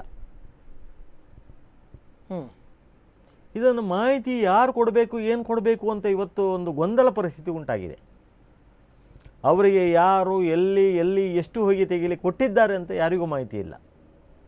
ಇಲ್ಲಿ ಗಣಿ ಇಲಾಖೆ ಸಂಪೂರ್ಣ ವಿಫಲತೆ ತೋರ್ತದೆ, ಜಿಲ್ಲಾ ಆಡಳಿತ ಸಂಪೂರ್ಣ ವಿಫಲತೆ ತೋರ್ತದೆ. ಇದರ ಬಗ್ಗೆ ನಮ್ಮ ಜನಪ್ರತಿನಿಧಿಗಳು ಜಾಣ ಕುರುಡುತನ ತೋರಿಸ್ತಾ ಇದ್ದಾರೆ. ಖಂಡಿತವಾಗಿ, ಖಂಡಿತ. ನೋಡಿ, ಇದು ಯಾಕೆ ಇಷ್ಟು ದಿನ ಇಷ್ಟು ಪ್ರಾಬ್ಲಮ್ ಆಗ್ತಾ ಇರುವಾಗ ಯಾರು ಯಾಕೆ ಇದು ಮಾಡೋದಿಲ್ಲ? ಸಾಂಪ್ರದಾಯಿಕವಾಗಿ ಮರಳು ತೆಗಿಲಿಕ್ಕೆ ಯಾರ್ದು ತೊಂದರೆ ಇಲ್ಲ.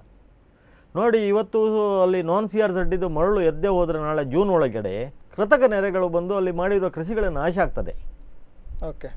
ಇವರು ಇನ್ನೂ ಟೆಂಡರ್ ಆಗಿದೆ, ಅದಾಗಿದೆ, ಇದಾಗಿದೆ ಅಂತ ಹೇಳಿದರೆ ಎಲ್ಲಿ ಟೆಂಡರ್ ಆಗಿದೆ, ಏನಾಗಿದೆ, ಯಾವುದೂ ಅವ್ರ ಹತ್ರ ಕ್ಲಿಯರ್ ಇಲ್ಲ. ಓಕೆ ಹೆಗ್ಡೆ, ಒಂದು ಕರೆ ಇದೆ. ಹಲೋ.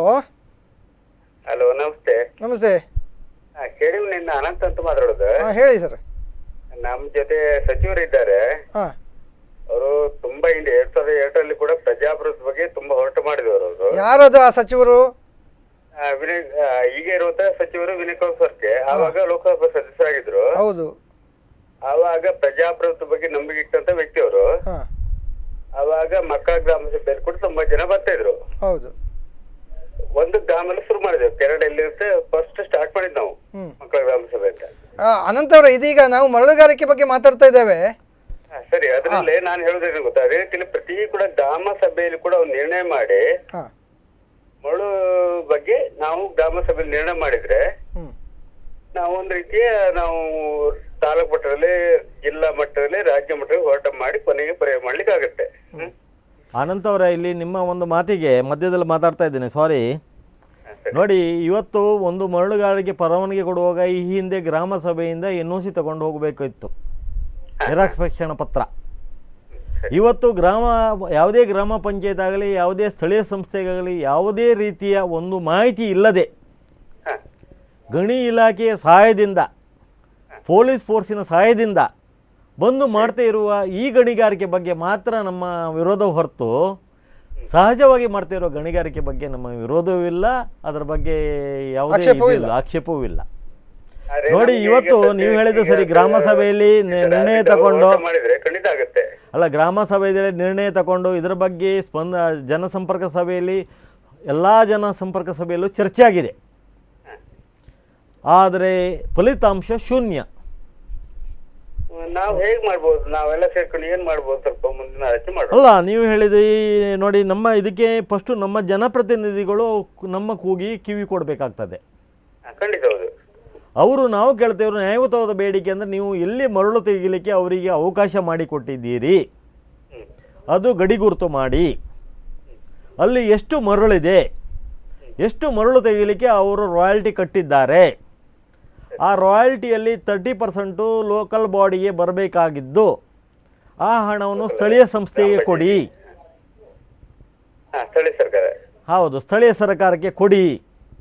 ಸ್ಥಳೀಯ ಸರ್ಕಾರ ಅಂದ್ರೆ ಪಂಚಾಯತ್ ಅಥವಾ ಪುರಸಭೆ ಬರ್ಬೋದು, ನಗರಸಭೆ ಬರ್ಬೋದು. ನೋಡಿ, ಕಾನೂನುಬದ್ಧವಾಗಿ, ನಿಯಮಬದ್ಧವಾಗಿ ಮರಳುಗಾರಿಕೆ ಮಾಡೋದಕ್ಕೆ ಯಾವುದೇ ಅಭ್ಯಂತರವಿಲ್ಲ. ಇವತ್ತು ಮಾಡ್ತಾ ಇರುವುದು ತೆರೆಮರೆಯ ಮರಳುಗಾರಿಕೆ. ಇದರಲ್ಲಿ ಯಾವುದು ಸ್ಪಷ್ಟತೆ ಇಲ್ಲ. ಎಲ್ಲಿ ಯಾರು ಮಾಡ್ತಾರೆ, ಏನು ಮಾಡ್ತಾರೆ ಅಂತ. ಇದರಲ್ಲಿ ನಿಮ್ಮ ಒಂದು ಅಭಿಪ್ರಾಯ ನಾನು ಕೇಳ್ತೀನಿ. ನಿಮ್ಮ ಅಲ್ಲಿ ನಡೀತಿರೋ ಮರಳುಗಾರಿಕೆಯಲ್ಲಿ ನಿಮ್ಮ ಊರಿನ ಜನ ಎಷ್ಟಿದ್ದಾರೆ? ಒಂದು ಕೆಲಸ ಮಾಡುವವರು, ಓನರ್ ಅಲ್ಲ, ಕಾರ್ಮಿಕರು. ನಾವು ಒಂದು ಮಾಡ್ಬೇಕು, ನನಗೂ ಕೂಡ ಮಾಹಿತಿ ಇಲ್ಲ, ಅದೇ ನಾವು ಸರ್ವೆ ಮಾಡ್ಬೇಕು ಸರ್. ಅಲ್ಲಿ ನಾವು ನೋಡಿದಾಗ ಹೆಚ್ಚಿನ ಕಡೆ ನಿಮಗೆ ಒರಿಸ್ಸಾ, ಬಿಹಾರು, ವೆಸ್ಟ್ ಬೆಂಗಾಳಿಂದ ಬಂದಂತ ಕಾರ್ಮಿಕರು ಕೆಲಸ ಮಾಡ್ತಾ ಇರುವಂತದ್ದು. ಅವರು ಬಂದಾಗ ಅವರಿಗೆ ಮೂಲಭೂತ ಸೌಕರ್ಯ ಅಲ್ಲಿ ಒದಗಿಸಿಕೊಟ್ಟಿಲ್ಲ. ಅದು ಸ್ಥಳೀಯ ಜನರ ಆರೋಗ್ಯದ ಮೇಲೆ ಪರಿಣಾಮ ಬೀರ್ತದೆ. ಅನಂತವರೇ, ಈ ಬಗ್ಗೆ ನಾವು ಒಂದು ಚರ್ಚೆ ಮಾಡೋಣ. ಈ ಗ್ರಾಮ ಸಭೆಯಲ್ಲಿ ಕೂಡ ಅದು ಎಷ್ಟು ಪರಿಣಾಮಕಾರಿಯಾಗಿ ಆಗುತ್ತೆ, ಗ್ರಾಮ ಸದಸ್ಯರು ಕೂಡ ಅದರಲ್ಲಿ ಎಷ್ಟು ಜನ ಇದ್ದಾರೆ, ಹೇಗೆ ಇದ್ದಾರೆ ನೋಡ್ಕೊಂಡು ಮಾಡೋಣ. ಖಂಡಿತವಾಗಿ ಅದರ ಬಗ್ಗೆ ಚರ್ಚೆ ಮಾಡೋಣ. ಹೆಗಡೆ ಅವರೇ, ಒಂದು ಸಣ್ಣ ವಿರಾಮದ ನಂತರ.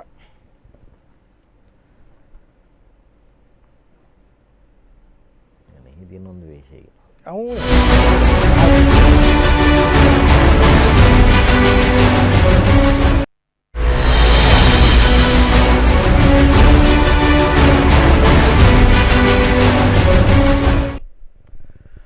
ವೀಕ್ಷಕರೇ, ಪಬ್ಲಿಕ್ ಮೇಲ್ ಕರೆ ಮಾಡಿ ದೂರು ನೀಡಿ ವಿಶೇಷ ಕಾರ್ಯಕ್ರಮಕ್ಕೆ ಮತ್ತೊಮ್ಮೆ ತಮಗೆಲ್ಲ ಸ್ವಾಗತ. ಈಗ ಶರಶ್ಚಂದ್ರ ಹೆಗಡೆ ಅವರೇ, ನಾವು ಒಟ್ಟಾರೆಯಾಗಿ ಏನು ಆಗ್ಬೋದು, ಏನು ಆಗ್ತಾ ಇದೆ ಮರಳುಗಾರಿಕೆಯ ಅನ್ನುವಂಥ ಒಂದು ಪೀಡೆ ಎಷ್ಟರ ಮಟ್ಟಿಗೆ ಕರಾವಳಿಗೆ ಒಂದು ದೆವ್ವವಾಗಿ ತಟ್ಟಬಹುದು ಅನ್ನೋದ್ರ ಬಗ್ಗೆ ನಾವು ಚರ್ಚೆ ಮಾಡ್ತಾ ಇದ್ವಿ. ನೋಡಿ, ಇವತ್ತು ಮರಳುಗಾರಿಕೆ ಅನ್ನೋದು, ಎಸ್ಪೆಷಲಿ CRZ ಮರಳುಗಾರಿಕೆ ಅನ್ನೋದು ಒಂದು ಪೀಡೆ ಆಗಿದೆ ಕನ್ನಡ. ಅದು ಏನಂದರೆ ಸುಲಭದಲ್ಲಿ ಹಣ ಮಾಡುವ ದಂಧೆ ಆಗಿದೆ. ಈ ಮರಳು ಇವತ್ತು ಶಿವಮೊಗ್ಗ, ಬೆಂಗಳೂರು, ದಾವಣಗೆರೆ ಆ ಕಡೆ ಹೋಗ್ತಾ ಇದೆ. ಹೆಚ್ಚಿನ ಹಣ ಸಿಗ್ತಾ ಇದೆ. ಅವ್ರು ಹಣ ಮಾಡೋದ್ರ ಬಗ್ಗೆ ನಮ್ಮದೇನೂ ತೊಂದರೆ ಇಲ್ಲ. ಆದರೆ ಇವತ್ತು ಜನಜೀವನ ಅಸ್ತವ್ಯಸ್ತಗೊಳಿಸಿ ಹಣ ಮಾಡೋದು ಸರಿಯಲ್ಲ. ಇಲ್ಲಿ ನಮ್ಮ ಗಣಿ ಇಲಾಖೆಯ ತೆರೆಮರೆಯ ಕಾರ್ಯಾಚರಣೆ ಇದಕ್ಕೆ ಕಾರಣ. ಯಾವುದೇ ಒಂದು ಸ್ಪಷ್ಟ ನಿರ್ದೇಶನ, ಸ್ಪಷ್ಟವಾದ ಮಾಹಿತಿಗಳಿಲ್ಲ. ಇವತ್ತು ಇವರು ಗಣಿಗಾರಿಕೆ ಮಾಡುವಾಗ ಎಲ್ಲಿ ಕೊಟ್ಟಿದ್ದಾರೆ, ಏನು ಕೊಟ್ಟಿದ್ದಾರೆ, ಎಷ್ಟು ಜನ ಕೊಟ್ಟಿದ್ದಾರೆ, ಎಷ್ಟು ತೋಣಿ ಹಾಕ್ಬೋದು, ಎಷ್ಟು ಮರಳು ತೆಗಿಬೋದು, ಅದಕ್ಕೆ ಎಷ್ಟು ರಾಯಲ್ಟಿ ಕಟ್ಟಿದ್ದಾರೆ, ಯಾವ ಒಂದು ಮಾಹಿತಿಗಳಿಲ್ಲ. ಕಾನೂನುಬದ್ಧವಾಗಿ ಆ ರಾಯಲ್ಟಿ ಕೊಟ್ಟಿದ್ದು ಅವರು ಸ್ಥಳೀಯ ಸಂಸ್ಥೆ ಕಳಿಸಿದ್ದು ಇವತ್ತು ₹1 ಚಿಕ್ಕಾಸು ಬಿಡುಗಡೆ ಮಾಡಿಲ್ಲ. ಇವರು ಸ್ಥಳೀಯ ಸಂಸ್ಥೆಯಲ್ಲಿರುವ ಅಧಿಕಾರವನ್ನು ಕಸಿದುಕೊಂಡು ಇವಾಗ ಈ ಜಿಲ್ಲಾ ಉಸ್ತುವಾರಿಯಲ್ಲಿ ನಡೀತಾ ಇದೆ. ಅಲ್ಲ, ನಾನು ಕೇಳೋದೀಗ, ನೀವು ಆವಾಗ ಒಂದು ಸಲ ಹೇಳಿದ್ರಿ ಇಚ್ಛಾಶಕ್ತಿ ಇಲ್ಲ ಅಧಿಕಾರಿಗಳಿಗೆ ಮತ್ತು ನಾನು ಕೇಳೋದು, ಇಚ್ಛಾಶಕ್ತಿ ಬರಬೇಕಾದ್ರೆ ಏನು ಮಾಡಬೇಕು? ನೋಡಿ, ಇವತ್ತು ಇದು ಏನಾಗಿದೆ ಅಂತ ಹೇಳಿದರೆ, ಒಂದು ಅವರ ಬೆಂಬಲಿಗರು ಅಥವಾ ಯಾರೋ ಇರ್ಬೋದು ರಾಜಕಾರಣಿಗಳಿಗೆ, ಅವರಿಗೆ ಒಂದು ಅನುಕೂಲತೆ ಮಾಡಿಕೊಡಲಿಕ್ಕೆ, ಉಪಕಸಬಾಗಿ ಮಾಡಿಕೊಡಲಿಕ್ಕೆ ಮಾಡಿರುವ ದಾರಿ. ಓಕೆ. ಇವತ್ತು ರಾಜಕಾರಣಿಗಳಲ್ಲಿ ಆ್ಯಕ್ಚುಲಿ ಇಚ್ಛಾಶಕ್ತಿ ಇಲ್ಲದೆ ಅವರು ನಿಮ್ಮ ಸಾಂಪ್ರದಾಯಿಕ ಮರಳುಗಾರಿಕೆಗಾರರ ಹೆಸರಿನಲ್ಲಿ ಇವರಿಗೆ ಎನ್ಕರೇಜ್ ಮಾಡ್ತಾ ಇದ್ದಾರೆ. ಓಕೆ. ಇದೇ ಥರದಲ್ಲಿ ಮಾಡಿದರೆ ಮುಂದೇನಾಗ್ಬೋದು ಅಂತ ಹೇಳಿದ್ರೆ. ಒಂದು ನಿಮಿಷ ಹೆಗಡೆ, ಕಂಡ್ಲೂರಿನ ಸೀಮಾ ಅವರು ನಮ್ಮ ಜೊತೆ ಮಾತುಕತೆಯಲ್ಲಿದ್ದಾರೆ. ಹಲೋ ಹಲೋ ನಮಸ್ಕಾರ ಸೀಮಾ ಮೇಡಮ್ ಅವರೇ, ನಾನು ಜಯಶೇಖರ್ ಅಂತ ಸ್ಪಂದನ ವಾಹಿನಿಯಿಂದ ಪಬ್ಲಿಕ್ ಮೇಲ್ ಕಾರ್ಯಕ್ರಮದಲ್ಲಿ ಮರಳುಗಾರಿಕೆ ಬಗ್ಗೆ ಮಾತಾಡ್ತಾ ಇದ್ದೇವೆ. ಈಗ ನಮ್ಮ ಜೊತೆಗೆ ಮಾತಾಡಲಿಕ್ಕೆ ಶರಶ್ಚಂದ್ರ ಹೆಗಡೆ ಅಂತ ಸಾಮಾಜಿಕ ಕಾರ್ಯಕರ್ತ ಅವರು ಇದ್ದಾರೆ ನಮ್ಮ ಜೊತೆಗೆ. ನಾವು ನೋಡಿ ಈಗ ಇಲ್ಲಿ ಪ್ರಿಪೇರ್ ಆಗಲಿಲ್ಲ, ನೀವು ಸಡನ್ ಬಂದು ಮಾತಾಡಿ ಅಂತ ಹೇಳಿದ್ರೆ ಸರ್ ಯಾರು ಮಾತಾಡ್ಲಿ? ಅಲ್ಲಲ್ಲ, ಹಲೋ, ಈಗ ಈಗ ನಿಮಗೆ ಇದಕ್ಕೆ ಮರಳುಗಾರಿಕೆಯ ಸಮಸ್ಯೆಗಳ ಬಗ್ಗೆ ನಿಮಗೆ ಗೊತ್ತಿದೆಯಲ್ಲ, ನಿಮಗೆ ಮರಳುಗಾರಿಕೆ, ನಿಮ್ಮ ಊರಿನಲ್ಲಿ ಮರಳುಗಾರಿಕೆಯ ಸಮಸ್ಯೆ ಏನಾದರೂ ಇದೆಯಾ? ಹೌದೌದು, ಆಜುಬಾಜು ನಡೀತಾ ಇದೆ. ಎಲ್ಲಿ ಗೊತ್ತುಂಟಾ? ಕಂಡ್ಲೂರು. ಹೌದು, ಇದು ಇದಲ್ಲ, ಏನು ಪ್ರವಚನ ಅಲ್ಲ. ನೀವು ಪ್ರಿಪೇರ್ ಆಗ್ಲಿಕ್ಕೆ ಏನಿಲ್ಲ, ನೀವು ನೇರವಾಗಿ ಮಾತಾಡಿ ನಿಮ್ಮ ಅಭಿಪ್ರಾಯನ ಹೇಳ್ಕೊಳ್ಳಿಕ್ಕೆ ಏನು ಕಷ್ಟ ಇಲ್ಲ.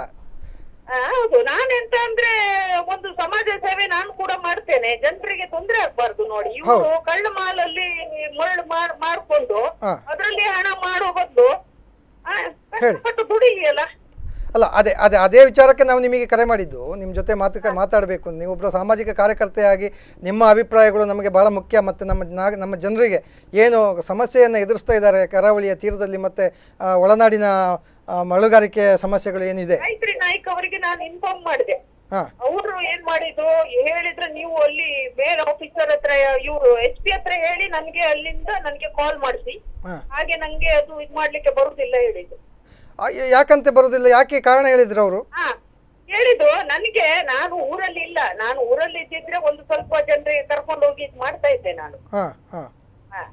ಅಲ್ಲ, ಈಗ ಹೇಗಿದೆ? ಈಗ ಕಂಡ್ಲೂರಿನಲ್ಲಿ ಮತ್ತೆ ಬಳಕೂರು, ಆಚೆ ಬದಿ ಕುಂದಾಪುರದ ನಿಮ್ಮ ಕ್ಷೇತ್ರದಲ್ಲಿ ಮರಳುಗಾರಿಕೆ ನಡೀತಾ ಇದೆ ಅಕ್ರಮವಾಗಿ ಮತ್ತೆ ನಡೀತಾ ಇದೆ.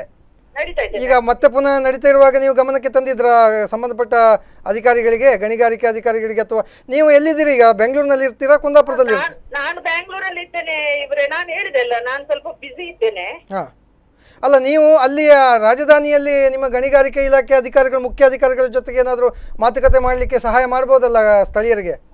ನಾವು ಇವ್ರ ಹತ್ರ ಮಾತಾಡಿದ್ದೇವೆ, ಗಾಯತ್ರಿ ನಾಯ್ಕ ಹತ್ರ. ಆಮೇಲೆ ನಾನು ಮಂಜುನಾಥ್ ಅಂತಿದ್ದಾರೆ DYSP, ಅವ್ರ ಹತ್ರ ಮಾತಾಡಿದ್ದೇನೆ. ಅವ್ರು ಎಂತ ಮಾಡಿದ್ರು SI ಗೆ ಕೊಟ್ಟು ಕಳಿಸಿ ಒಂದು ರೈಡ್ ಮಾಡಿದಾಗೆ ಮಾಡಿ ಹಾ. ಅವ್ರು ಏನ್ ಹೇಳಿದ್ರು ಅಲ್ಲಿ SI ಏನ್ ಹೋಗಿ ಮಾತಾಡಿದ್ರು ಗೊತ್ತುಂಟಾ? ಹ್ಮ್ ಬೆಳಿಗ್ಗೆ ರಾತ್ರಿ 8 ಗಂಟೆಯಿಂದ ಬೆಳಿಗ್ಗೆ 8 ಗಂಟೆ ಒಳಗೆ ತೆಗೀರಿ ನೀವು, ಅಲ್ಲಿ ಒಬ್ರು ಮೇಡಮ್ ಫೋನ್ ಮಾಡಿದ್ದಾರೆ ನಮ್ಗೆ ಅಂತ ಹೇಳಿದ್ರು. ನಾನು ಒಂದ್ ಸ್ವಲ್ಪ ಇಂಥದಕ್ಕೆಲ್ಲ ಮಟ್ಟ ಹಾಕ್ಲಿಕ್ಕೆ ನೋಡ್ತೇನೆ ನಾನು ಕೆಲವು ಕಡೆಯಲ್ಲಿ. ಖಂಡಿತ ಮೇಡಮ್, ನೀವು ಒಂದು ನಾವು ನಾಗರಿಕರಾಗಿ ಸ್ಥಳೀಯ ಸಮಸ್ಯೆಗಳ ಬಗ್ಗೆ ನೀವೇನು ಹೋರಾಟ ಮಾಡ್ತಾ ಇದ್ದೀರಿ ಅದೇ ರೀತಿ ನಾವು ಸುದ್ದಿ ಮಾಧ್ಯಮವಾಗಿ ನಾವು ಕೂಡ ಹೋರಾಟ ಮಾಡ್ತಾ ಇದ್ದೇವೆ. ಸೊ ಆ ನಿಟ್ಟಿನಲ್ಲಿ ಇದೊಂದು 2ನೇ ವಾರ ನಿರಂತರವಾಗಿ ಪಬ್ಲಿಕ್ ಮೇಲ್ನಲ್ಲಿ ಕರೆ ಮಾಡಿ ದೂರು ನೀಡಿ ಕಾರ್ಯಕ್ರಮದಲ್ಲಿ ನಾವು ಮರಳುಗಾರಿಕೆ ಬಗ್ಗೆ ಪ್ರಸ್ತಾಪ ಮಾಡ್ತಾ ಇದ್ದೇವೆ. ನಮ್ಮ ಜೊತೆ ಶರಶ್ಚಂದ್ರ ಹೆಗಡೆ ಅವರು ಇದ್ದಾರೆ, ಮಾತಾಡ್ತೀರಾ ಸ್ವಲ್ಪ? ಶರಶ್ಚಂದ್ರ ಹೆಗಡೆ ಅಂತ ನಿಮ್ಮ ಹಾಗೆ ಸಾಮಾಜಿಕ ಕಾರ್ಯಕರ್ತರವರು ಮರಳುಗಾರಿಕೆ ಬಗ್ಗೆ ಒಂದು ನೀತಿ ನಿಯಮಗಳ ಬಗ್ಗೆ ಅಧ್ಯಯನ ಮಾಡಿದವರು. ಹೌದು, ಕೇಳಿಸ್ಕೊಂಡ್ರು. ನಾನು ನಿಮ್ಮ ಹತ್ರ ಮಾತಾಡಿದಾಗ ಅವ್ರ ಹತ್ರ ಕೂಡ ಮಾತಾಡ್ತೇನೆ. ಓಕೆ ಓಕೆ ಓಕೆ, ಧನ್ಯವಾದಗಳು ಸೀಮಾ ಅವರೇ. ಎಲ್ಲ ಒಟ್ಟಿಗೆ ಹೋರಾಡ್ಬೇಕು ಇದ್ರ ಬಗ್ಗೆ, ಆಯ್ತಾ? ಅಲ್ಲಲ್ಲ ನೋಡಿ, ನೀವು ನಾವು ಈಗ ಲೈವ್ ಕಾರ್ಯಕ್ರಮದಲ್ಲಿ ಮಾತಾಡ್ತಾ ಇದ್ದೇವೆ ಅಂತ ನಿಮ್ಮ ಗಮನಕ್ಕೆ ಇರಬಹುದು. ಖಂಡಿತವಾಗಿ ಎಲ್ಲರೂ ಒಟ್ಟಿಗೆ ಓಡಾಡಬೇಕಾದ್ರೆ ಅದಕ್ಕೆ ಸ್ವಲ್ಪ ಪೂರ್ವ ತಯಾರಿಗಳು ಮತ್ತೆ ಆಲೋಚನೆಗಳು, ಶಕ್ತಿಗಳು, ಸಮಾನ ಮನಸ್ಕ ಸ್ಥಿತಿ ಬೇಕು. ಹೌದು. ನಾವು ಗಡಿಬಿಡಿಯಲ್ಲಿ ಇದ್ರೆ ಯಾವ ಕೆಲಸಗಳನ್ನು ಮಾಡಿ ಒಂದು ಸಂಘಟನಾತ್ಮಕ ಹೋರಾಟ ಮಾಡ್ಲಿಕ್ಕೆ ಆಗುದಿಲ್ಲ. ಹೌದು. ಹಾಗಾಗಿ ನೀವು ಯಾವಾಗ ನಮ್ಗೆ ಕರೆ ಕೊಡ್ತೀರಿ, ನಾವು ಅವಾಗ ಬರ್ತೇವೆ, ಆಯ್ತಾ? ನಮ್ಮ ಸಹಾಯ ಖಂಡಿತ ಇದೆ. ಖಂಡಿತ. Okay madam, thank you. Okay ನೋಡಿ, ಇವತ್ತು ಈ ಗಣಿಗಾರಿಕೆ ಅನ್ನೋ ಭೂತ ಸೃಷ್ಟಿ ಮಾಡಿದರು. ಇದಕ್ಕೆ ಎಲ್ಲರ ಕೈವಾಡ ಇದೆ. ಇವತ್ತು ನಡೀತಾ ಇದೆ, ಅವತ್ತೋಗಿ ಅದು ಬೆಳೀತಾ ಇದೆ. ಹುಟ್ಟಾಕೋದು ಸುಲಭ, ಬೆಳೀಲಿಕ್ಕೆ ಸ್ಟಾರ್ಟ್ ಆದಾಗ ಅದನ್ನು ನಿಲ್ಲಿಸ್ಲಿಕ್ಕೆ ಕಷ್ಟ ಇದೆ. ಇವತ್ತು ಯಾರು ಇದನ್ನು ಹುಟ್ಟಾಕಿದ್ರು ಅವ್ರಿಗೂ ಸಹ ನಿಲ್ಲಿಸ್ಲಿಕ್ಕೆ ಆಗ್ತಾಯಿಲ್ಲ. ನಿಲ್ಲಿಸಿದರೆ ಅವರ ವೋಟ್ ಬ್ಯಾಂಕ್ ಹಾಳಾಗ್ಬೋದು, ಇನ್ನೊಂದು ಹಾಳಾಗ್ಬೋದು, ಮತ್ತೊಂದು ಹಾಳಾಗ್ಬೋದು. ಆ ಪರಿಸ್ಥಿತಿ ನಿರ್ಮಾಣ ಆಗಿದೆ. ಇದರಿಂದ ಸಾಮಾನ್ಯ ಜನರ ಜೀವನದ ಮೇಲೆ ಭಾರಿ ಪರಿಣಾಮ ಬೀರ್ತಾ ಇದೆ. ಇದೇ ಥರ ಈ ಪರಿಸ್ಥಿತಿಗಳು ಮುಂದುವರಿತಾ ಹೋದರೆ ಮನುಷ್ಯನ ತಾಳ್ಮೆ ಒಂದು ದಿವಸ ಕಡೆ ಒಡೆದೋಗುತ್ತೆ. ಆವಾಗ ಜನರು ಯಾವ ಥರದಲ್ಲಿ ರಿಯಾಕ್ಟ್ ಮಾಡ್ತಾರೆ, ಅಥವಾ ಕಾನೂನನ್ನ ಕೈ ಎತ್ಕೊಳ್ತಾರೋ, ಇನ್ನೊಂದು ಮಾಡ್ತಾರೋ, ಏನು ಮಾಡ್ತಾರಂತ ಹೇಳಲಿಕ್ಕಾಗೋದಿಲ್ಲ. ಜನ ದಂಗೆ ಇದ್ದಾಗ ಯಾವ ಸರ್ಕಾರ ಆಗಲಿ, ಯಾವ ಫೋರ್ಸ್ ಆಗಲಿ ಅದನ್ನು ತಡೀಲಿಕ್ಕೆ ಸಾಧ್ಯ ಇಲ್ಲ. ಜನರ ನಿರ್ಣಯದ ಮುಂದೆ ಎಲ್ಲರೂ ತಲೆ ಬಾಗಬೇಕಾಗ್ತದೆ. ಖಂಡಿತವಾಗಿ ಸ್ಪಷ್ಟವಾದ ಒಂದು ಜನರ ಒಂದು ನಿರ್ಧಾರದ ಬಗ್ಗೆ ವಿರುದ್ಧ ಹೋಗ್ಲಿಕ್ಕೆ ಆಗೋದಲ್ಲ. ಇವರು ಇರೋದು ಪರ್ಸೆಂಟೇಜು ನಾಟ್ ಇವನ್ 5% ಟೋಟಲ್ ಜನಸಂಖ್ಯೆಯಲ್ಲಿ. ಅವರ ಹಿತರಕ್ಷಣೆಗಾಗಿ 95% ಜನರ ಹಿತ ಬಲಿ ಕೊಟ್ಟಾಗ ಜನರು ಸಂವಿಧಾನಿಕಬದ್ಧವಾಗಿ ಹೋರಾಟ ನಡೆಸಿ ಆಮೇಲೆ ದಂಗೆ ಎದ್ದ ಮೇಲೆ ಮತ್ತೆ ಈ ಜಿಲ್ಲಾಡಳಿತ ಹೊಣೆಗಾರಿಕೆ ಹೊರಬೇಕಾಗ್ತದೆ. ಇವತ್ತು ಆಗುತ್ತಿರುವ ಎಲ್ಲ ಅನಾಹುತಗಳಿಗೆ ಅವರು ಹೊಣೆಗಾರರಾಗಿದ್ದಾರೆ. ಹೆಗಡೆ, ಇನ್ನೊಂದು ಕರೆ ಇದೆ, ದೂರವಾಣಿ ಕರೆ. ಹಲೋ. ನಮಸ್ಕಾರ. ನಾನು ಹಾವಂಜಿ ಗ್ರಾಮದ ಕಿಳಂಜಿ ಪೌಲಲ್ ಮೇಡಮ್ ಮಾತಾಡುದು. ಹೇಳಿ ಸರ್. ಏನು ಗೊತ್ತಾ, ನಾನು ನಮ್ಮ ಕಿಳಂಜಿಯಲ್ಲಿ ಗೋಣಘಟ್ಟ ಹೇಳಿ ನಮ್ಮ ಸೋಣರಿಗೆ 3 ಘಟ್ಟಗಳಿವೆ. ಫಸ್ಟ್ ಘಟ್ಟ ಗೋಣಘಟ್ಟ. ಅಂದ್ರೆ ಅದು ಗೋಣಘಟ್ಟ ಅಂದ್ರೆ ನಮ್ಮ ಬಯಲು ಪ್ರದೇಶ ಕಿಳಂಜಿಯಲ್ಲಿ ಅಲ್ಲಿ 3 ನದಿಗಳಾಗಿ ಹೋಗಿ ಮಣಿಪಾಲ ಎಂಡ್ ಪಾಯಿಂಟ್ಗೆ ಸೇರ್ತಿದ್ದೆವು. ಈಗ ಏನಾಗಿದೆ ಅಂದ್ರೆ ಗೋಣಘಟ್ಟ ಸ್ವಲ್ಪ ಕಟ್ಟಾಗಿ ಅದು ಡ್ಯಾಮೇಜ್ ಆಗಿ ಈಗ ಅಲ್ಲಿ ಒಂದು ವ್ಯಕ್ತಿ ಉಂಟಲ್ಲ, ಪಟ್ಟಬದ್ಧ ಹಿತಾಸಕ್ತಿ ಒಂದು ವ್ಯಕ್ತಿ ಅಲ್ಲಿ ಈಗ ಅವರಿಗೆ ಮರಳುಗಾರಿಕೆ ಮಾಡ್ತಾ ಇದ್ದಾರೆ. ಅದಕ್ಕೆ ನಾನು ಇವರಿಗೆ ಅಣ್ಣಾಮಲೈ ಅವರಿಗೆ ಕಂಪ್ಲೇಂಟ್ ಮಾಡಿದೆ. ಅಣ್ಣಾಮಲೈ ಇದು ನನಗೆ ಸಂಬಂಧಪಟ್ಟದಲ್ಲ ಹೇಳಿ ಅಣ್ಣಾಮಲೈ ಅವರು ಹೇಳಿದ್ರು, ನೀವು DSP ಗೆ ಹೇಳಿದ್ರು. ನಾನು DSP ಗೆ ಹೋಗುವಾಗ DSP ಹೇಳಿದ್ರು, ನೀವು ನಿಮ್ಗೆ ಪರ್ಮಿಷನ್ ಇದೆಯಾ ಕಂಪ್ಲೇಂಟ್ ಇದು ಮರಳುಗಾರಿಕೆ ಮಾಡ್ಲಿಕ್ಕೆ ಕೇಳಿದ್ರು. ಯಾರು, ಎಲ್ಲಿಯ DSP ಅವರು? ಉಡುಪಿಯವರ? ಉಡುಪಿ DSP. ಹೌದು, ಮರಳು ಮಾಡಲಿಕ್ಕೆ ನಿಮ್ಗೆ ಪರ್ಮಿಷನ್ ಇದೆಯಾ ಕೇಳಿದ್ರು ಮರಳುಗಾರಿಕೆ ಮಾಡುವವರಿಗೆ.